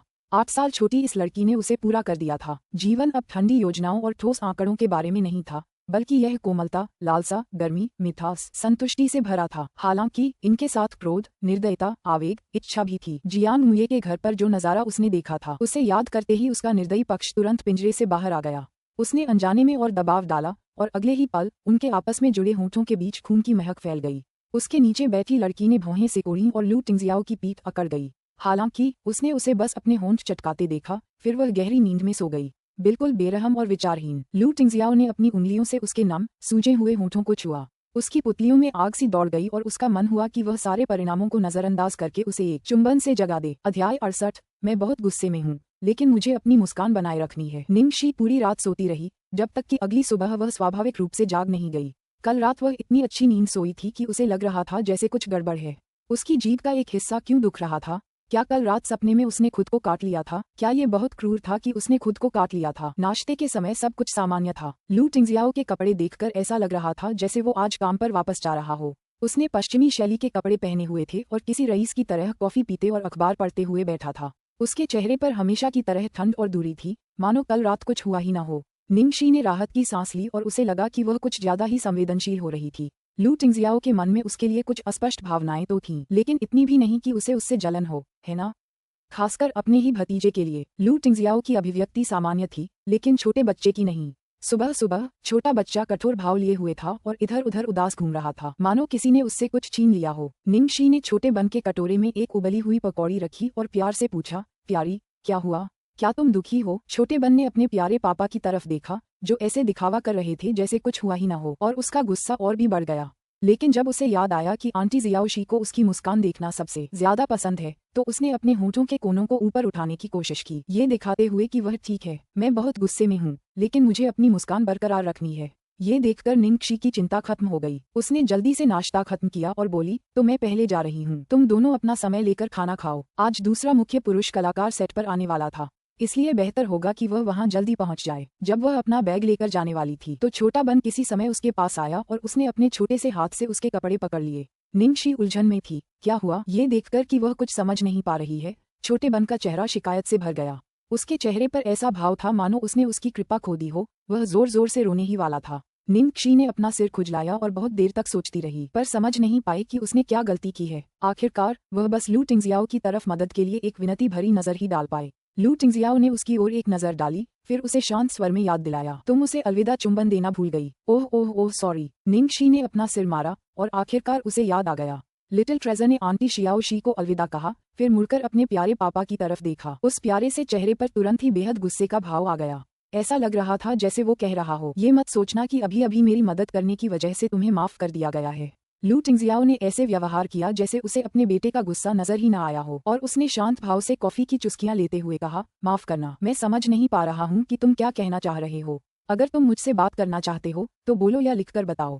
ये सुनकर लिटिल ट्रेजर और भी क्रोधित हो गया। निंगशी की मदद के बावजूद उसकी संवाद क्षमता सिर्फ सरल शब्दों, भावों और विराम चिन्हों तक ही सीमित थी। उसने पहले कभी कोई लंबा वाक्य नहीं लिखा था। मुंह खोलकर बोलने की तो बात ही छोड़ दीजिए। अंततः क्रोध से भरकर उसने अपने नोटपैड पर अंग्रेजी में एक शब्द लिखा, चोर। लू टिंगजियाओ ने कंखियों से उस शब्द पर नजर डाली और कुछ न समझने का नाटक किया। क्या हमसे लूट हुई है? इस बार लिटिल ट्रेजर इतना गुस्से में था कि उसके गाल फूल गए थे। उसने नोटपैड में सिर गड़ाकर बेचैनी से कुछ शब्द लिखे, और वो भी चीनी भाषा में। तुमने कल रात आंटी जियाओशी को चुरा लिया था। शब्दों की उस पंक्ति को देखकर और ये देखकर कि लिटिल ट्रेजर ने व्याकरण समेत एक उचित वाक्य लिखा है, लू टिंगजियाओ आखिरकार संतुष्ट हो गया। अपना अखबार नीचे रखते हुए उसने अपने बेटे की ओर देखा और गंभीर स्वर में पूछा, तुम नहीं चाहते कि आंटी शियाओशी मेरी पत्नी बने? मेरा, लिटिल ट्रेजर ने नोटपैड पर लिखा। लू टिंगजियाओ ने अपनी भौहें उठाईं। दुर्भाग्य से तुम दोनों की जोड़ी नहीं बनती। तुम उससे 19 साल छोटे हो। मुझे मत बताओ कि तुम चाहते हो कि वह तुम्हारे बड़े होने का इतना इंतजार करे। लिटिल ट्रेजर ने अपना सिर नीचे किया और फिर से चित्र बनाना शुरू किया और एक ऐसा अंडा बनाया जो खराब हो गया था। उस सड़े हुए अंडे को देखकर लू टिंगजियाओ के चेहरे पर एक मुस्कान उभर आई।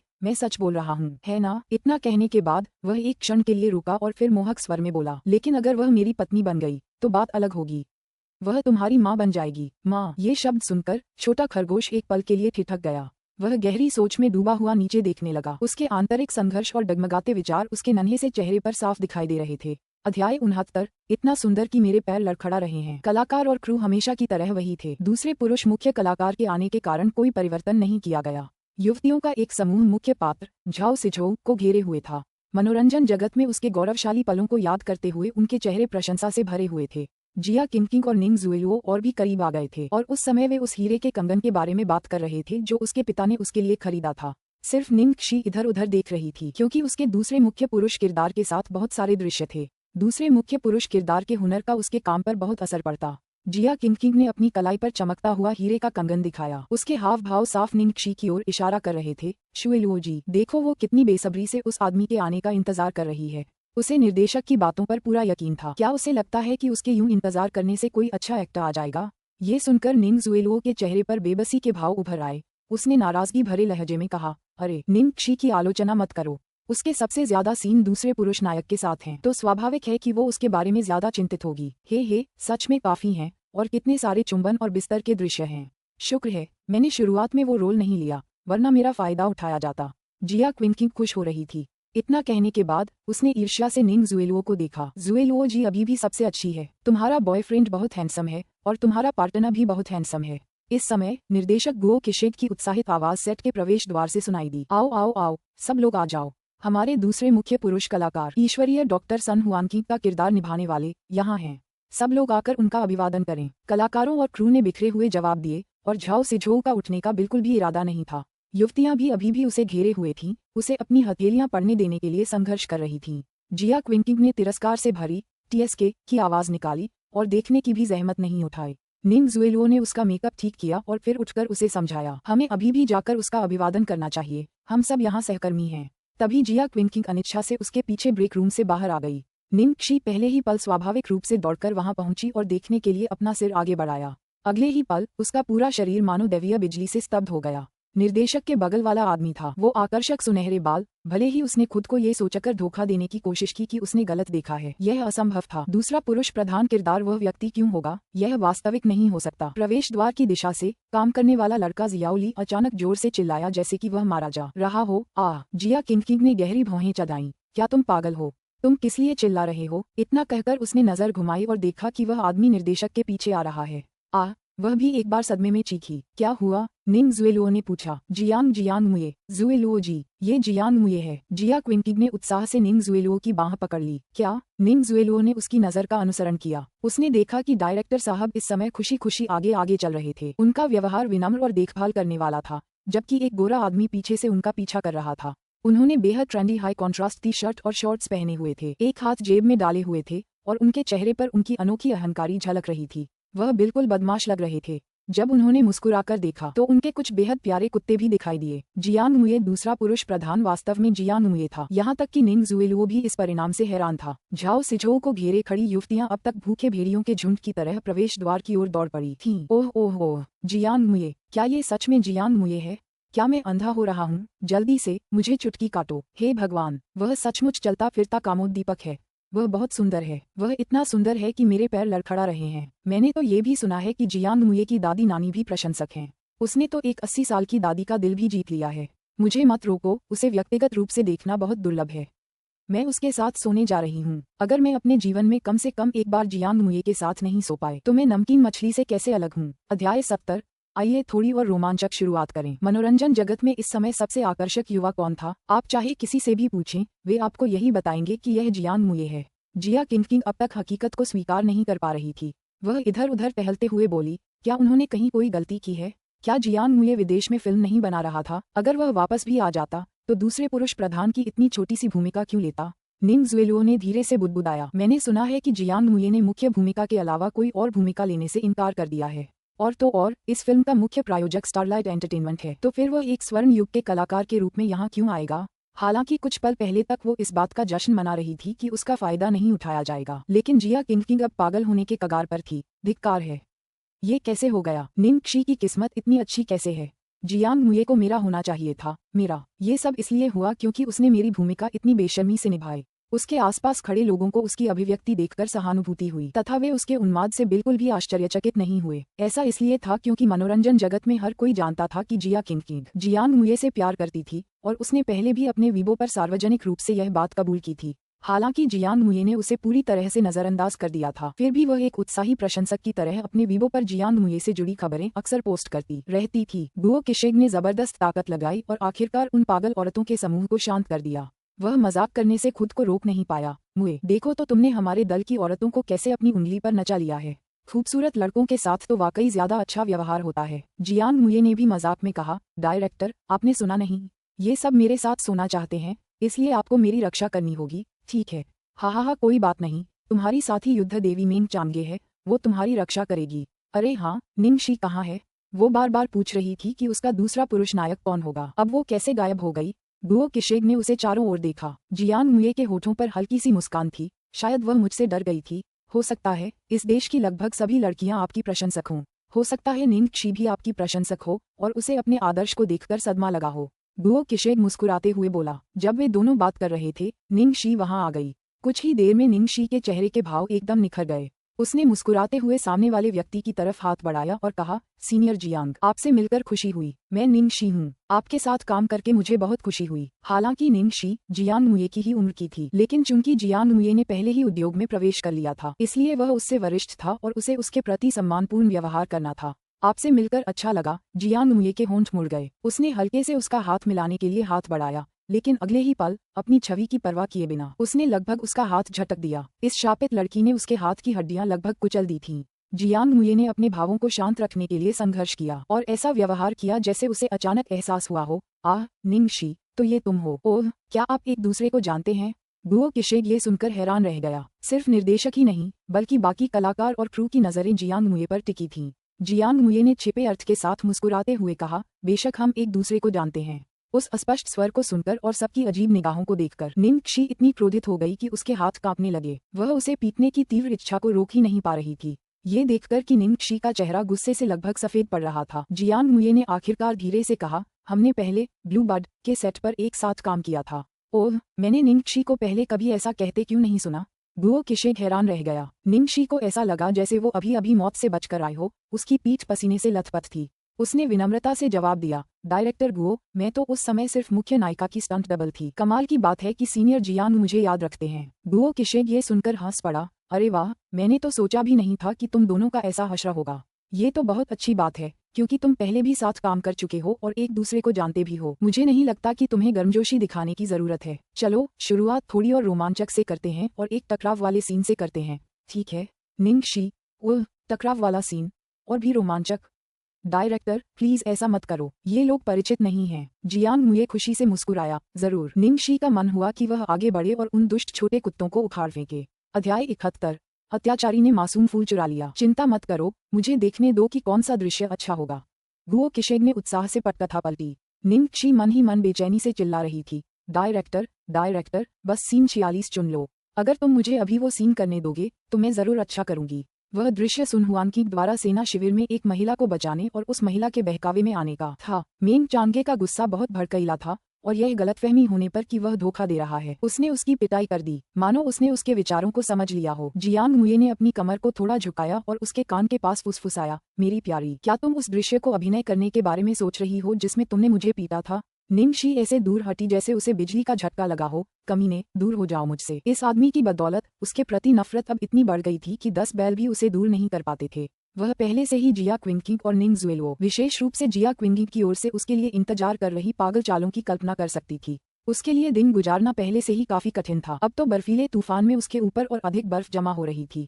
निंग क्षी को निराश होना ही था। निर्देशक जियांग मुये को पहले ही दिन बुरी तरह पिटने नहीं दे सकते थे, इसलिए थोड़ा सोचने के बाद उन्होंने कहा, चलो सीन 37 पर चलते हैं। उसने पटकथा पहले ही याद कर ली थी, इसलिए जब निंग क्षी को याद आया कि दृश्य संख्या 37 किस प्रकार का था, तो उसके चेहरे पर उदासी छा गई।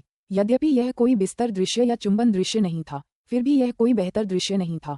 यह वह दृश्य था जहां मिंग चांगे ने सुन हुआनकिंग को चिढ़ाया था। निर्देशक ने उन दोनों को बुलाया और उन्हें दृश्य समझाना शुरू किया।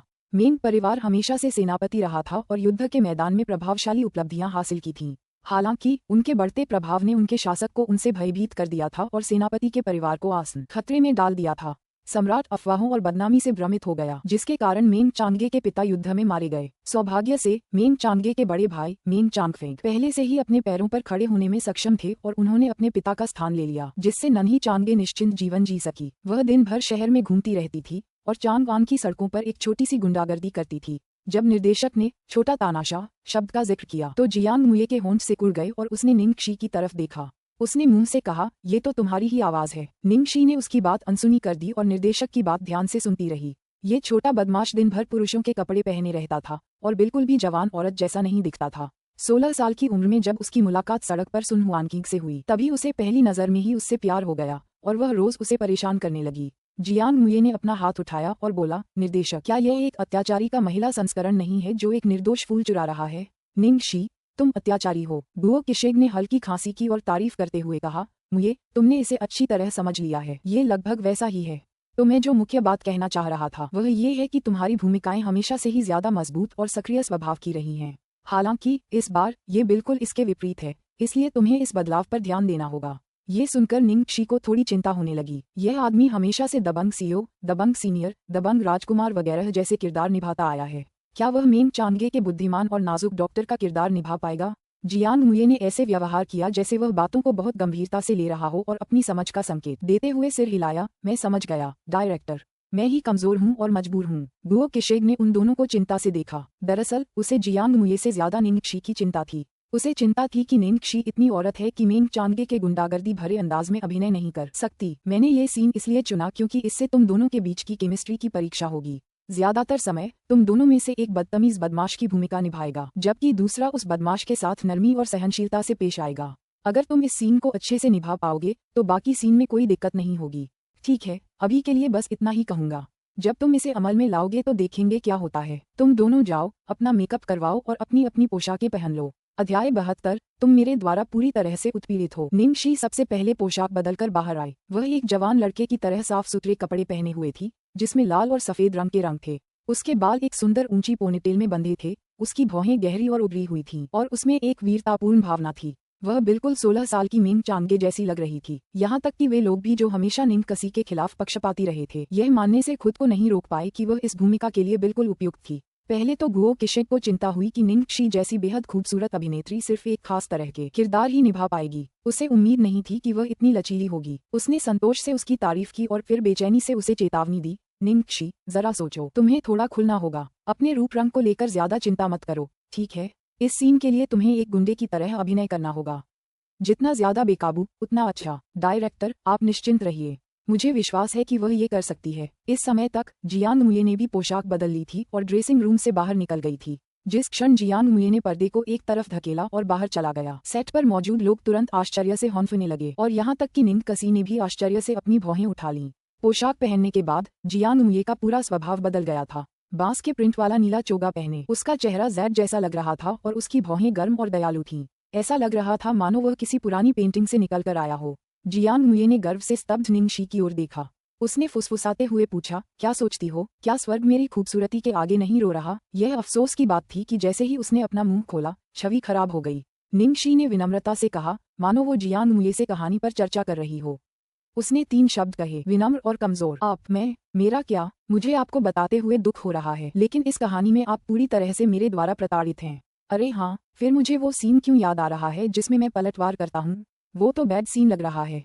उफ। थोड़ी ही दूर पर जिया किंग उन 2 लोगों को देख रही थी जो एक दूसरे के सिर एक दूसरे से सटाए हुए थे और बीच बीच में एक दूसरे के कानों में कुछ फुसफुसा रहे थे। उसे इतनी जलन हो रही थी कि वह अपनी समझदारी खोने ही वाली थी। जब से वह आया था, जियांग मुए ने अपना पूरा ध्यान निंगक्षी पर ही लगा रखा था। उसने उसकी तरफ एक नज़र भी नहीं डाली थी। उसे तो उसे नमस्कार करने का भी मौका नहीं मिला था। उसके पास खड़ी निंग जुएलुओ लगातार उसे सांत्वना दे रही थी। किंग, नाराज मत हो, हालात पहले ही ऐसे हो चुके हैं। आखिरकार मनोरंजन जगत में किस्मत भी इंसान की ताकत का एक हिस्सा होती है। निंगक्षी को जियांग मुए जैसा एक्टर पार्टनर मिलना सौभाग्य की बात थी। मुझे लगता है कि इस फिल्म के बाद वो दूसरी श्रेणी के अभिनेताओं की श्रेणी में आ जाएगी। हो सकता है कि वो पहली श्रेणी में भी आ जाए। हाँ, पहली श्रेणी की भी। उसने मेरी चीजें चुराने की हिम्मत की। क्या तुम्हें लगता था कि मैं उसे आसानी से जाने दूंगी? जिया किंग का पहले सुंदर चेहरा अब असाधारण रूप से द्वेष से विकृत हो गया था। किंग, ज्यादा उतावले मत हो। कंपनी निंगक्षी को विकसित करने में काफी मेहनत करने की तैयारी कर रही है। अगर तुम अभी उससे उलझे तो मुझे डर है। तो क्या हुआ अगर मैं उससे उलझ गया? मुझे मत बताना कि तुम उसके जैसी आदमखोर लोमड़ी से डरते हो। ये सुनकर कि कंपनी निंगक्षी को विकसित करने की तैयारी कर रही है, जिया किंग और भी ज्यादा भड़क उठी। आखिरकार उसने जिन फिल्मों में काम किया था वे निंगक्षी जैसी ही थीं। अगर कंपनी निंगक्षी को आगे बढ़ाती तो इस बात की पूरी संभावना थी कि उसके अपने संसाधनों का एक हिस्सा छीन लिया जाता। जिया किंग को पूरी तरह से उत्तेजित होते देख निंग जुएलुओ चुपके से मुस्कुराया। जिया किंग को चाकू की तरह इस्तेमाल करने की जरूरत नहीं थी। उसे बस आराम से बैठकर शो का आनंद लेना था। हालांकि हाल ही में निंगक्षी की किस्मत कुछ ज्यादा ही अच्छी चल रही थी। कुछ सावधानियां बरतना जरूरी था। जियाओ कुई कहाँ है? क्या प्रॉप्स तैयार हो गए हैं? गुओ किशेग चिल्लाया। आ रहा हूँ। डायरेक्टर, क्या ये चलेगा? प्रॉप मास्टर एक भांग की रस्सी लेकर आया। हाँ, गुओ किशेग ने सिर हिलाया और फिर जियांग मुए को पुकारा। मुझे तुम्हें थोड़ी असुविधा देनी पड़ेगी। इसमें कोई असुविधा नहीं है। ये दृश्य फिल्माने के लिए जरूरी है। जियांग मुए अपने काम के प्रति समर्पित दिख रहे थे क्योंकि वह एक बड़े नक्काशीदार बिस्तर पर आराम से लेटे हुए थे जिससे प्रॉप मास्टर उनके हाथ पैर बांध सके। बिल्कुल सही, जैसा कि निर्देशक ने बताया था, ये दृश्य बहुत ही गंभीर था। जब मेंग चांगे ने सुन हुआनकिंग के सामने अपना अपराध स्वीकार कर लिया तो उसने तुरंत उसका अपहरण कर लिया और उसे घर ले आए।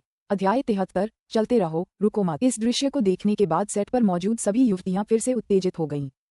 मुए बंधन खेल में, यहाँ तक कि सपने में भी मैं मुए को बांधकर बिस्तर पर पटकने के बारे में सोचती हूँ। तुम इतना उत्साहित क्यों हो रहे हो? तुम तो ऊपर नहीं जा रहे हो। अरे, यह उस परेशान करने वाली औरत का क्या काम है? सच में वो बहुत परेशान करने वाली है। क्या मुझे डायरेक्टर से उसे बदलने के लिए नहीं कह सकता? वो उसके लिए बिल्कुल भी अच्छी नहीं है।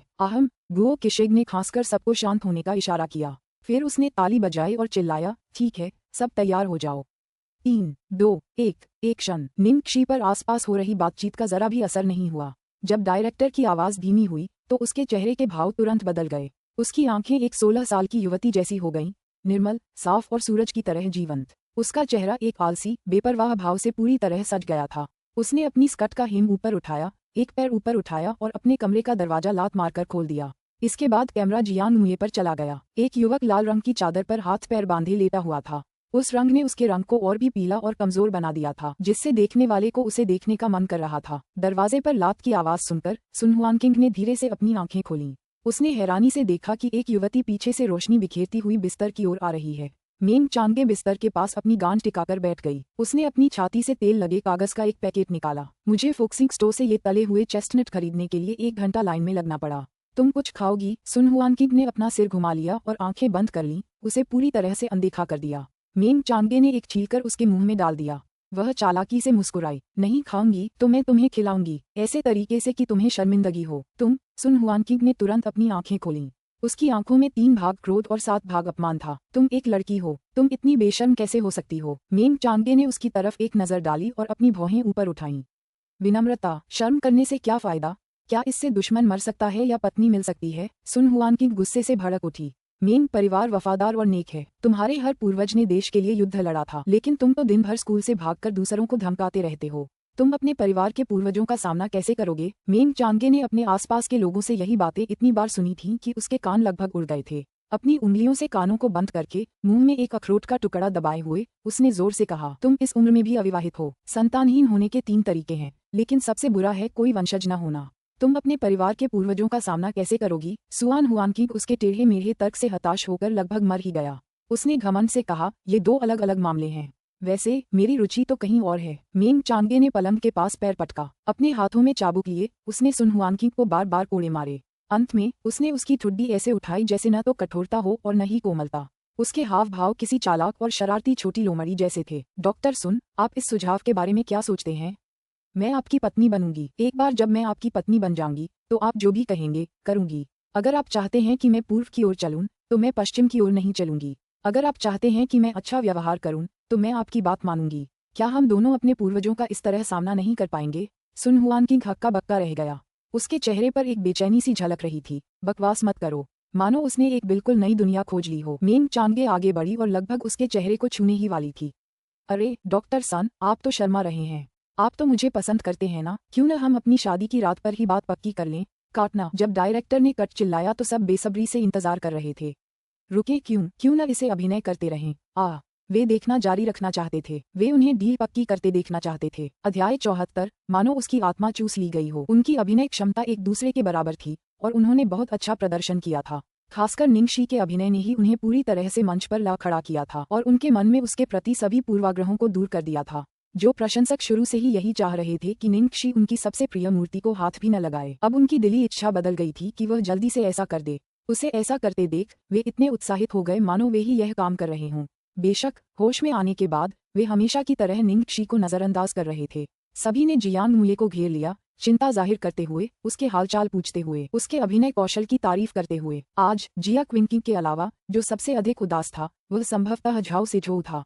वह पहले क्रू में सबसे ऊंचे पद पर था और लड़कियों के गर्मजोशी भरे स्वागत का आनंद ले रहा था। अब जब जियांग मुये यहाँ था तो उनका सारा ध्यान उसकी ओर खींच गया था, जबकि वह यहाँ ठंड में बाहर बैठा था। सबसे खुश व्यक्ति स्वाभाविक रूप से निर्देशक था। आज निंगशी और जियांग मुये ने कुछ सीन ट्राई किए और सभी बेहद कामयाब रहे। दोनों के बीच की केमिस्ट्री ऐसी थी मानो उन्होंने 100 से ज्यादा बार साथ काम किया हो। निंगशी के दिन को 2 वाक्यांशों में अभिव्यक्त किया जा सकता है। तीव्र गति से आगे बढ़ना, आपदा के बाद जीवन। जब वे दिन का काम समेटने ही वाले थे, जियांग मुये को कुछ लोगों ने घेर लिया जो उसे रात के खाने पर बुलाना चाहते थे और उसका गर्मजोशी से स्वागत करना चाहते थे। निंगशी अपना सामान समेट रही थी कि तभी उसके बैग में रखे फोन की घंटी बजी। फोन के डिस्प्ले से पता चला कि यह लू जिंगली थी। ये लू जिंगली ही थी जिसने कुछ दिन पहले जबरदस्ती उसका नंबर अपने फोन में सेव कर लिया था। यह आदमी इस समय उसे क्या बुला रहा था? निंगशी के चेहरे पर संदेह के भाव थे और वह जल्दी से कॉल लेने के लिए एक कोने की ओर देखने लगी। नमस्ते, दूसरे युवा मास्टर। हेलो जियो शीशी। लू जिंगली की आवाज ऐसी लग रही थी मानो उसकी ताकत पूरी तरह खत्म हो गई हो, मानो उसकी आत्मा उसके शरीर से बाहर निकल गई हो। निंगशी कुछ अवाक रह गई। तुम्हें क्या हुआ? क्या हुआ? मैं तुमसे पूछने ही वाली थी कि क्या हुआ। कल रात तुमने मेरे भाई के साथ क्या किया? लू जिंगली ने पूछताछ करते हुए गुस्से से कहा। निंगशी पूरी तरह से उलझन में थी। तुम्हारा क्या मतलब है? मैंने उसके साथ क्या किया होगा? अगर तुमने उसे कुछ नहीं किया तो आज वो इतना गुस्से में क्यों है? सुबह 8 बजे से अब तक मीटिंग कर रहा है, पूरे 12 घंटे हो गए। उफ, ये तो आपकी कंपनी का काम है और इसका मुझसे कोई लेना देना नहीं है ना? हो सकता है इतने लंबे ब्रेक के बाद काम पर लौटने के बाद उसे काफी काम निपटाना हो। यह नामुमकिन है। मैं अपने भाई को इतने लंबे समय से जानती हूँ। मैं एक नज़र में ही समझ जाती हूँ कि वो क्या सोच रहा है। इसका जरूर तुमसे कुछ लेना देना है। तुम ही वो जिसने ये सब किया है। वो इस कंपनी में सबको मौत के घाट उतारने वाला है। लू जिंगली को पूरा यकीन था कि गलती उसकी ही थी। निंगशी के साथ सचमुच अन्याय हुआ था। वह असहाय भाव से बोली, मैंने वास्तव में कुछ नहीं किया। कल रात बस इतना ही हुआ था कि जियांग मुये को लेने हवाई अड्डे जाना पड़ा और जियांग मुये के घर पर नहाते समय लू टिंगजियाओ से मुलाकात हुई। मुझे मत बताओ कि क्या यही था, लेकिन उसके बाद वह सामान्य लग रहा था। मुझे कोई परवाह नहीं, मुझे कोई परवाह नहीं। जरूर तुम्हारी वजह से होगा। ये तुम्हारी ही गलती थी, इसलिए इसे निपटाना तुम्हारी जिम्मेदारी है, वरना हम मरने के बाद भी तुम्हें नहीं छोड़ेंगे और भूत बन जाएंगे। हमारे वित्त विभाग का मुखिया तो पहले ही यातना से बेहोश हो गया है। उसका भूत तुम्हें ढूंढने आ रहा होगा। नींद कसी। क्या बात है? ये क्या हुआ? उसे अचानक गोली मार दी गई थी। अब वह क्या करने जा रही थी? क्या उसके पास उन्हें बचाने का कोई रास्ता था? क्या ये बहुत बड़ा मजाक नहीं था? जब निंगशी बहुत चिंतित थी तभी उसे एक एमएमएस प्राप्त हुआ। लू जिंगली ने उसे 2 तस्वीरें भेजी थीं। एक तस्वीर एक बेहोश आदमी की थी जिसे एम्बुलेंस घसीटकर ले जा रही थी। दूसरी तस्वीर एक मीटिंग रूम की थी और उस मीटिंग टेबल पर बैठे सभी लोगों के चेहरे पर ऐसा डर था मानो उनसे पूछताछ और फांसी की सजा होने वाली हो। मेज के सबसे आगे बैठा महान राक्षस राजा मानो नर्क का जीवित राजा था जो उनका न्याय कर रहा था। निंगशी तस्वीरों के माध्यम से उस भयावह ठंडी आभा को भी महसूस कर सकती थी। अध्याय 75 सौंदर्य जाल। लू टिंगजियाओ वहाँ द लास्ट जज खेल रही थी तो उसे उन्हें बचाने के लिए वहाँ क्यों जाना चाहिए? लू जिंगली का कॉल एक पूर्ण रहस्य था। निंगशी ने पहले तो इस मामले से हाथ धोने का फैसला किया था, लेकिन किसी कारण से उसके दिल में एक छोटा सा अपराध बोध पैदा हो गया। अरे यार, उसे दोषी क्यों महसूस करना पड़ा? वह इस सब को नजरअंदाज करने वाली थी, लेकिन लू जिंगली द्वारा एक और छोटा वीडियो भेजे जाने पर उसका फोन बज उठा। वीडियो में लू टिंगजियाओ की बर्फीली खंजर जैसी नजर सीधे उसकी ओर गई, जिससे निंगशी को गहरा सदमा लगा। कुछ देर तक यूं ही देखते रहने के बाद आखिरकार उसे एहसास हुआ कि वह लू जिंगली को ही देख रहा था। लू जिंगली, मैं तुम्हें आधा घंटा दे रहा हूँ। इस प्रस्ताव को अभी यहीं मेरे लिए दोबारा तैयार करो। अगर तुम ऐसा नहीं कर सकते तो वित्त विभाग जाकर अपना बाकी वेतन ले लो। उसके बाद स्क्रीन अंधेरा हो गया। नींद कसी। वीडियो खत्म होने से पहले के सेकंड में ऐसा लगा जैसे उसने लू जिंगली की मदद के लिए आखिरी हृदय विदारक पुकार देख ली हो। यहाँ तक कि उसके जैसे बाहरी व्यक्ति को भी पता था कि सिर्फ आधे घंटे में नया प्रस्ताव तैयार करना असंभव था। तथापि उसे सचमुच कोई अंदाजा नहीं था कि उसे कैसे बचाया जाए। निंगशी के दिमाग में हलचल मच गई और उसने अपने मन में सुन अजू की 36 रणनीतियों को दोहराया।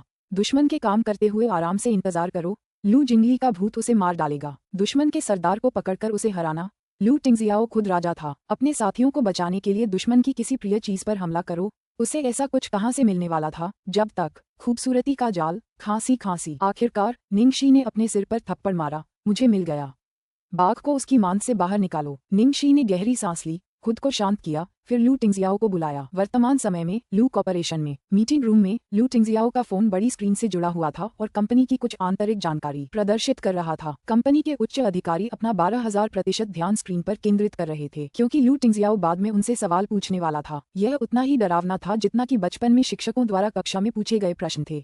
इस समय लू टिंगजियाओ का फोन अचानक बज उठा। बिना देखे लू टिंगजियाओ ने लापरवाही से अपना फोन उठा लिया और अगले ही पल कमरे में लगे स्पीकरों से एक लड़की की मधुर आवाज गूंज उठी। नमस्ते लू टिंगजियाओ, क्या आप अभी व्यस्त हैं? एक क्षण में ही सभी उच्च अधिकारी स्तब्ध रह गए तथा उनके चेहरों पर स्तब्धता के भाव आ गए। यह क्या था? ये बॉस का निजी नंबर था, है ना? एक महिला ने वास्तव में उसे बहुत ही मधुर स्वर में पुकारा और यहाँ तक कि सीधे नाम से भी पुकारा। हालांकि कुछ ऐसा जो उन्हें और भी अधिक चौंका सकता था उनका इंतजार कर रहा था। जब लू टिंगजियाओ ने वह आवाज सुनी तो उसके शरीर के चारों ओर का आभामंडल सूक्ष्म रूप से बदल गया, मानो मानव जगत में अभी अभी जीवन रक्षक स्वर्गीय हवा बही हो। लू जिंगली, जो असंभव प्रस्ताव को पूरा करने की कोशिश में झुका हुआ था, ने निंगशी की जानी पहचानी आवाज सुनी।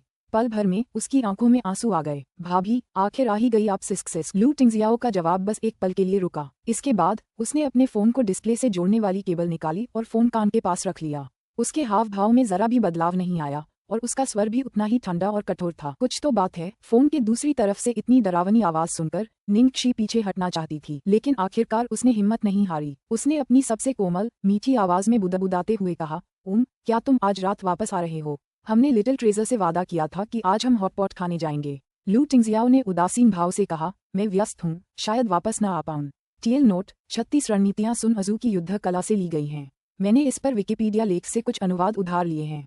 इसे पढ़ने का प्रयास करें, ये दिलचस्प है। अध्याय 76। भाभी सचमुच शक्तिशाली और दुर्जेय है। केबल कटने के बाद लू जिंगली निंगशी की आवाज सुन नहीं पा रहा था। वह बस अंदाजा लगा पा रहा था कि वह लू टिंगजियाओ को घर वापस आने के लिए कह रही है। अपने भाई का बेरहम जवाब सुनकर वह मन ही मन चिल्लाया, बिल्कुल नहीं। निंगशी पर भी खुद कार्रवाई करने के बाद कोई असर नहीं हुआ।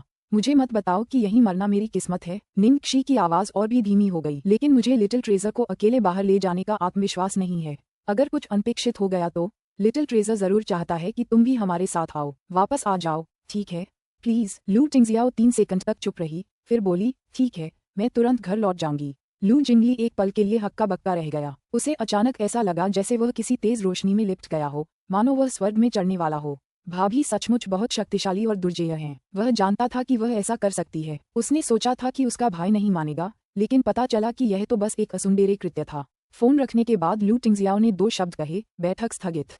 उसके सभी अधीनस्थ एक दूसरे को भावशून्य दृष्टि से देखते रहे। उन्हें विश्वास ही नहीं हो रहा था कि उन्हें ऐसे ही छोड़ दिया गया है। लू जिंगली ने गर्व से कहा, सबको मेरा शुक्रिया अदा करना चाहिए। मैं ही थी जिसने हमें अपना रक्षक कहा था।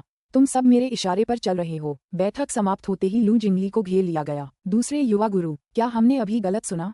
एक महिला ने असल में सीईओ लू को फोन किया था। वो कौन था? वो सीईओ लू को एक ही फोन कॉल से मीटिंग से बाहर निकालने में कामयाब रही। सच में? क्या सीईओ लू के पास अब कोई है? वह कौन सी युवा उत्तराधिकारी है? दूसरे युवा मास्टर, राज खोलो। लू जिंगली ने उन्हें घूरते हुए कहा, तुम सब क्या कर रहे हो? क्या तुम लोग मुझसे पूछकर कोई साजिश रच रहे हो कि वह कौन है? उसके पैर को गले लगाने की कोशिश कर रहे हो? बिल्कुल नहीं, सिर्फ मुझे ही अपनी होने वाली भाभी के पैर गले लगाने का मौका मिलता है। इसके बारे में सोचना भी मत। सभी, क्या वे कम से कम एक पैर के अंगूठे को गले नहीं लगा सकते थे? फिल्म सिटी के एक कोने में निंगशी ने कॉल समाप्त की। उसे ऐसा महसूस हुआ जैसे उसके कंधों से बोझ उतर गया हो। स्थिति अंततः सुलझ गई। अब कोई समस्या नहीं होनी चाहिए, है ना? जाहिर है यह मामला उससे बिल्कुल असंबंधित था। वह सचमुच निस्वार्थ थी। जैसे ही वह जाने को तैयार हुई, उसका फोन बज उठा। लू जिंगली का फोन फिर से बज रहा था। दूसरे युवा गुरु, क्या हुआ? क्या इतना काफी नहीं था? नहीं, छोटी जीक्सी, तुम्हारा ब्यूटी ट्रैप वाकई कमाल का था। इसने संकट का पूरी तरह से समाधान कर दिया। निंगक्षी का चेहरा काला पड़ गया। क्या खूबसूरती का जाल है। मैं साफ तौर पर बाघ को उसकी मांद से बाहर निकालने की कोशिश कर रही थी। ठीक है, क्या तुम्हें अपने मुहावरों से भी वाकिफ हो? मैं समझ गया। ठीक है, बस इतना ही। मैं फोन रख रहा हूँ, अगली बार तुम्हें खाना खिलाऊंगा। निंगक्षी चुपचाप अपने हाथ में फोन को देखती रही। उस आदमी ने वास्तव में क्या समझा था? छोटी निंगक्षी, तुम यहाँ क्यों छिपी हो? चलो खाना खाने चलते हैं। अचानक जियांग मुये उसे ढूंढता हुआ आया। निंगक्षी ने घबराकर चारों तरफ नजर दौड़ाई। ये पक्का करने के बाद कि किसी ने उसे ढूंढते हुए नहीं देखा, वह निश्चिंत हो गई। थकी हुई वह बड़े लाल महल के खंभे पर टिक गई और बोली, तुम लोग खाना खा लो, आज रात में व्यस्त हूँ, इसलिए अब नहीं जा पाऊंगी। क्या? जियांग मुये का चेहरा तुरंत उतर गया। ये मेरा स्वागत भोज है और मैं फिल्म में तुम्हारी प्रेमिका हूँ। तुम नहीं आओगे? निंगक्षी ने अपनी नाक के ऊपर से चुटकी काटी। मुझे पता है मैं गलत हूँ, पर आज मेरे पास सचमुच एक जरूरी काम है। अगली बार मैं तुम्हें अकेले ही बाहर ले जाऊंगी, ठीक है? ठीक नहीं। जियांग मुये को जरा भी यकीन नहीं हुआ। उसने उसे ऊपर से नीचे तक घूरा। तुम्हें क्या जरूरी काम है? आज रात किससे मिल रही हो? निंगक्षी ने उसकी बातें सुनी और उसका स्वर गंभीर हो गया। मेरा मानना है कि मैं जिससे भी मिलूं वह तुम्हारा कोई काम नहीं है। उसकी बात खत्म होते ही जियांग मुये का चेहरा तुरंत खराब हो गया। तुम लू टिंगजियाओ से मिलने जा रही हो, है ना? अध्याय 77। मैं उसे घर ले जाना चाहता हूँ। जियांग मुये की पूछताछ से निंगक्षी असहज हो गई। तो क्या हुआ अगर मैं हूँ? जियांग मुये ने झुंझलाहट में एक चक्कर लगाया और फिर सीधे उसकी ओर देखा। निंगक्षी, क्या तुम जिंदगी से हार मान रही हो? तुमने लू टिंगजियाओ के साथ खेलने की भी हिम्मत की। क्या तुम्हें डर नहीं लगा कि आग से खेलते हुए तुम जल जाओगी? मुझे आग से खेलने में खुशी मिलती है, तुम्हें इससे क्या लेना देना? निंगक्षी जियांग मुये के लहजे से खुश नहीं थी, इसलिए उसका रवैया भी अच्छा नहीं था। जियांग मुये गुस्से में वहां से जाने ही वाला था कि उसने आखिरकार उसके पीछे खंभे पर एक मुक्का मारा। निंगक्षी, मैं तुम्हें डराने की कोशिश नहीं कर रहा, बस एक दोस्ताना याद दिलाने की कोशिश कर रहा हूँ, वरना जब समय आएगा तो तुम्हें पता भी नहीं चलेगा कि तुम्हारी मौत कैसे हुई। क्या तुम नहीं जानती कि लू टिंगजियाओ कौन है? क्या तुम्हें लगता है कि वह उन अमीर लड़कों जैसा है जिनके साथ तुम पहले डेट करती थी? निंगक्षी ने उसकी तरफ आंखें घुमाई। क्या तुम मुझे बेवकूफ समझते हो? बिल्कुल, ये जानते हुए भी आप। तो क्या हुआ अगर तुमने मुझे लू टिंगजियाओ के साथ सोते हुए देख लिया तो तुम्हें क्या होगा? जियांग मुये धीरे धीरे शांत हुआ। दरअसल वह दिल ही दिल में जानता था कि निंगक्षी इतनी मूर्ख नहीं है कि ऐसा कुछ करे, इसलिए उसने अपना गुस्सा दबाया, गहरी सांस ली और बोला, तो बताओ ये सब क्या हो रहा है? निंगक्षी को भी लगा कि जियांग मुये से झगड़ना बचकाना है, लेकिन आज उस लड़के की शक्ल ने ही उसे परेशान कर दिया था। अब वो काफी गुस्सैल हो गई थी, कोई भी छोटी सी बात उसे गुस्सा दिला सकती थी। इस प्रकार वह शांत हो गई और बताया, मैंने पहले लिटिल ट्रेजर को बचाया था। जियांग मुये के चेहरे पर थोड़ा आश्चर्य झलक रहा था। तुमने लिटिल ट्रेजर को बचा लिया? उसका क्या हुआ? आधे महीने पहले लू जिंगली लिटिल ट्रेजर को एक बार में ले आया। शोरगुल वाली भीड़ से बचने के लिए वह गलती से एक स्टोर रूम में छिप गया और अनजाने में एक कर्मचारी ने उसे अंदर बंद कर दिया। जियांग मुये का मुंह फड़क उठा। लिटिल ट्रेजर को बार में ले जाना? ऐसा तो लगता है जैसे मेरे गैरजिम्मेदार दूसरे चाचा भी ऐसा ही करते होंगे। और फिर इससे तुम्हारा क्या लेना देना? मैं लैंड अंडर हेवन के ऑडिशन के लिए आने की तैयारी कर रही थी, लेकिन मुझे ऑडिशन में जाने से रोकने के लिए चांग ली ने मुझे उस स्टोर रूम में बंद कर दिया। निंगक्षी ने सरलता से बताया कि क्या हुआ था। जियांग मुये ने अंत तक धैर्यपूर्वक सुना। ठीक है, अब मैं समझ गया। तुम लू टिंगजियाओ से इसलिए मिले क्योंकि तुमने लिटिल ट्रेजर को बचाया था। फिर अगला कदम लू परिवार द्वारा तुम्हें धन्यवाद स्वरूप कुछ पैसे देना होना चाहिए। फिर खेल खत्म, तुम दोनों को अपने अपने रास्ते चले जाना चाहिए। तुम अब भी लू टिंगजियाओ से संपर्क क्यों बनाए हुए हो? तुम तो उसके घर पर ही रह रहे हो। निंगक्षी ने वह हिस्सा छोड़ दिया जहां लू टिंगजियाओ ने इनाम के तौर पर शादी का प्रस्ताव रखा था। क्योंकि लिटिल ट्रेजर को एक सदमा लगा था और मैंने उसे बचाया था, इसलिए वह मुझ पर बहुत निर्भर है। इसलिए लू टिंगजियाओ ने अनुरोध किया कि जब तक लिटिल ट्रेजर की मानसिक स्थिति स्थिर नहीं हो जाती, मैं लू निवास पर ही रहूं। मैं वहां लिटिल ट्रेजर के लिए किसी भी समय शामक का काम करने के लिए मौजूद हूँ। क्या अब तुम्हें समझ आ गया? ये बात सुनकर जियांग मुये का गुस्सा धीरे धीरे गायब हो गया। हालांकि उसके मन में अभी भी कुछ शिकायतें थीं। वह बड़बड़ाया, क्या तुम्हें यकीन है कि बस इतना ही है? इतनी सारी औरतें लू परिवार में शादी करना चाहती हैं और अब तुम उस लक्ष्य के सबसे करीब हो। क्या तुम्हें उसके साथ अपनी सीमाएं लांघने का कोई ख्याल नहीं आता? निंगक्षी ने अपनी भौहें उठाईं और शांति से कहा, अगर हम हदें पार करने की बात कर रहे हैं तो लिटिल ट्रेजर के बारे में मेरे मन में भी ऐसे ही विचार हैं। वो वाकई बहुत प्यारा है। मैं सच में उसे अगवा करके अपने घर ले जाना चाहती हूँ ताकि वो मेरा प्यारा सा बच्चा बन जाए। जियांग मुये ने अवाक होकर उसकी ओर देखा, फिर अपना माथा पकड़कर कहा, खैर बेहतर होगा कि तुम कोई गलत विचार न रखो। अमीर और शक्तिशाली परिवार वैसे नहीं होते जैसा तुम सोचती हो। निंगक्षी ने व्यंग्य किया, और तुम्हें पता है कि मेरी कल्पना में अमीर और शक्तिशाली परिवार कैसे होते हैं? वह उच्च वर्ग से सबसे अधिक नफरत करती थी। वे सभी विनम्र होने का दिखावा करते थे। प्रत्येक ने नकली मुखौटा पहना हुआ था। निंग परिवार को छोड़ना उसके लिए आसान नहीं था, तो वह फिर से आग में कैसे कूद सकती थी? अध्याय 78। क्या आप इस बात से चिंतित हैं कि मैं आपकी चाची बन जाऊंगी? निंगक्षी के चेहरे पर घृणा का भाव देखकर जियांग मुये ने आखिरकार राहत की सांस ली। वह निंगक्षी को समझ गया था और उसे पता था कि उसे सबसे ज्यादा नफरत उस बंधन से थी। लू परिवार जैसी पारिवारिक पृष्ठभूमि उसके लिए संभवतः भयावह थी। ठीक है, आपने अपने सवाल पूछ लिए, अब सवाल पूछने की बारी मेरी है ना? निंगक्षी ने अपनी बाहें क्रॉस करके उसे आश्चर्य से देखा। जियांग मुये ने कंधे उचकाते हुए कहा, आप क्या पूछना चाहते हैं? मुझे लगा था कि लू टिंगजियाओ का सिर्फ एक छोटा भाई है, उसकी कोई बहन नहीं है। तुम जैसा भतीजा कहाँ से आया? निंगक्षी ने पूछा। जियांग मुये ने सिगरेट सुलगाई और धीरे से बोला, लू परिवार से मेरा कोई खून का रिश्ता नहीं है। मेरे दादा दादी लू परिवार के बहुत अच्छे दोस्त थे और जब मेरी माँ बहुत छोटी थी तब एक कार दुर्घटना में उनकी मृत्यु हो गई थी, इसलिए लू परिवार ने मेरी माँ को गोद ले लिया। पारिवारिक रीति रिवाजों के अनुसार मुझे लू टिंगजियाओ को चाचा कहना ही होगा। तो बात कुछ ऐसी थी। निंगक्षी ने दुखी नजरों से उसे घूरते हुए कहा, मैं धूम्रपान छोड़ने की कोशिश कर रही हूँ, मुझे लुभाओ मत। जब आप पहले ठीक थे तो आप धूम्रपान छोड़ने की कोशिश क्यों कर रहे हैं? जियांग मुये ने भौहें चढ़ाईं। क्या मुझे बुरी आदत छोड़ने के लिए किसी कारण की आवश्यकता है? उस समय मुझसे किसने कहा था, अगर आज मेरे पास शराब है तो मैं आज ही नशे में धुत हो जाऊंगा। अगर आज मेरे पास सिगरेट है तो मैं आज ही पी लूंगा। जो लोग शराब और धूम्रपान छोड़ देते हैं वे मूर्ख हैं। जियांग मुये ने सिगरेट बुझाते हुए शिकायत की, मैं तुम्हें जो कुछ भी बता सकता था बता चुका हूँ। क्या तुम्हें कुछ और पूछना था? बिल्कुल। निंगक्षी ने दांत पीसते हुए उसे घूरा, सच बताओ, तुमने सुनहुआन किंग का रोल क्यों लिया? न सिर्फ ये दूसरा पुरुष प्रधान किरदार है बल्कि यह उस तरह का रोल भी नहीं है जिसे तुम आमतौर पर निभाना पसंद करते हो। उसके शब्दों का अर्थ ये था कि उस आदमी ने जानबूझकर उसके साथ खिलवाड़ करने के लिए ऐसा किया था। जियांग मुये ने मासूमियत से कहा, मुझे दूसरा पुरुष किरदार लेने में क्या दिक्कत है? किसने नियम बनाया कि मैं ऐसा नहीं कर सकता? मुझे सुनहुआन किंग को लेने में क्या दिक्कत है? मैं खुद को एक ऐसी भूमिका निभाकर चुनौती देना चाहता था जो मैं आमतौर पर नहीं करता। क्या इसकी इजाजत नहीं है? क्या खुद को एक ही तरह की भूमिका में रखना बेईमानी नहीं है? क्या मैंने आज अच्छा अभिनय नहीं किया? आपको मुझे चिढ़ाने में बहुत मजा आया। मुझे मजा नहीं आया, बेवकूफ। कल तक वह निश्चित रूप से रोने वाली थी। ठीक है, अब मैं तुम्हारे साथ कोई मजाक नहीं करूंगी। मैं वापस जा रही हूँ क्योंकि मैंने लिटिल ट्रेजर से वादा किया था कि मैं उसके साथ हॉटपॉट खाऊंगी। निंगक्षी ने जल्दी से अपने फोन पर समय देखा। जियांग मुये नाखुश दिखे। क्या मेरे चाचा आपके साथ रहेंगे? बिल्कुल। मैं लिटिल ट्रेजर को अकेले बाहर ले जाने की हिम्मत नहीं कर सकता। अगर कुछ हो गया तो जिम्मेदारी कौन लेगा? ये सुनकर जियांग मुये को इतना गुस्सा आया कि वह किसी चीज पर वार करना चाहता था। तो तुम्हें पता है, छोटा खजाना पूरे लू परिवार की जान है, खासकर उसके दादा दादी के लिए। वे उसे अपनी जान से भी ज्यादा प्यार करते हैं। अगर कुछ हो गया तो वे तुम्हें जिंदा ही दफन कर देंगे। तुम इतनी बड़ी मुसीबत क्यों मोल ले रहे हो? ये सुनकर निंगक्षी खुश नहीं हुई। क्या बकवास कर रही हो? क्या बकवास है? मेरा छोटा खजाना कितना प्यारा है, जियांग मुये ने व्यंग्य किया। देख रहा हूँ तुम किसी के रूप रंग पर मोहित हो गए हो। जैसे ही उसने तुमसे कुछ मांगा तुम तुरंत बाकी सब भूल गए। निंगक्षी ने अधीरता से उसकी ओर देखा। ठीक है, ठीक है, अब तो परेशान होना बंद करो, है ना? क्या तुमने सोचा था कि मैं महान दानव राजा लू के अनुरोध को अस्वीकार करने की हिम्मत करूंगी? अगर तुम होते तो क्या तुम ऐसा करने की हिम्मत करते?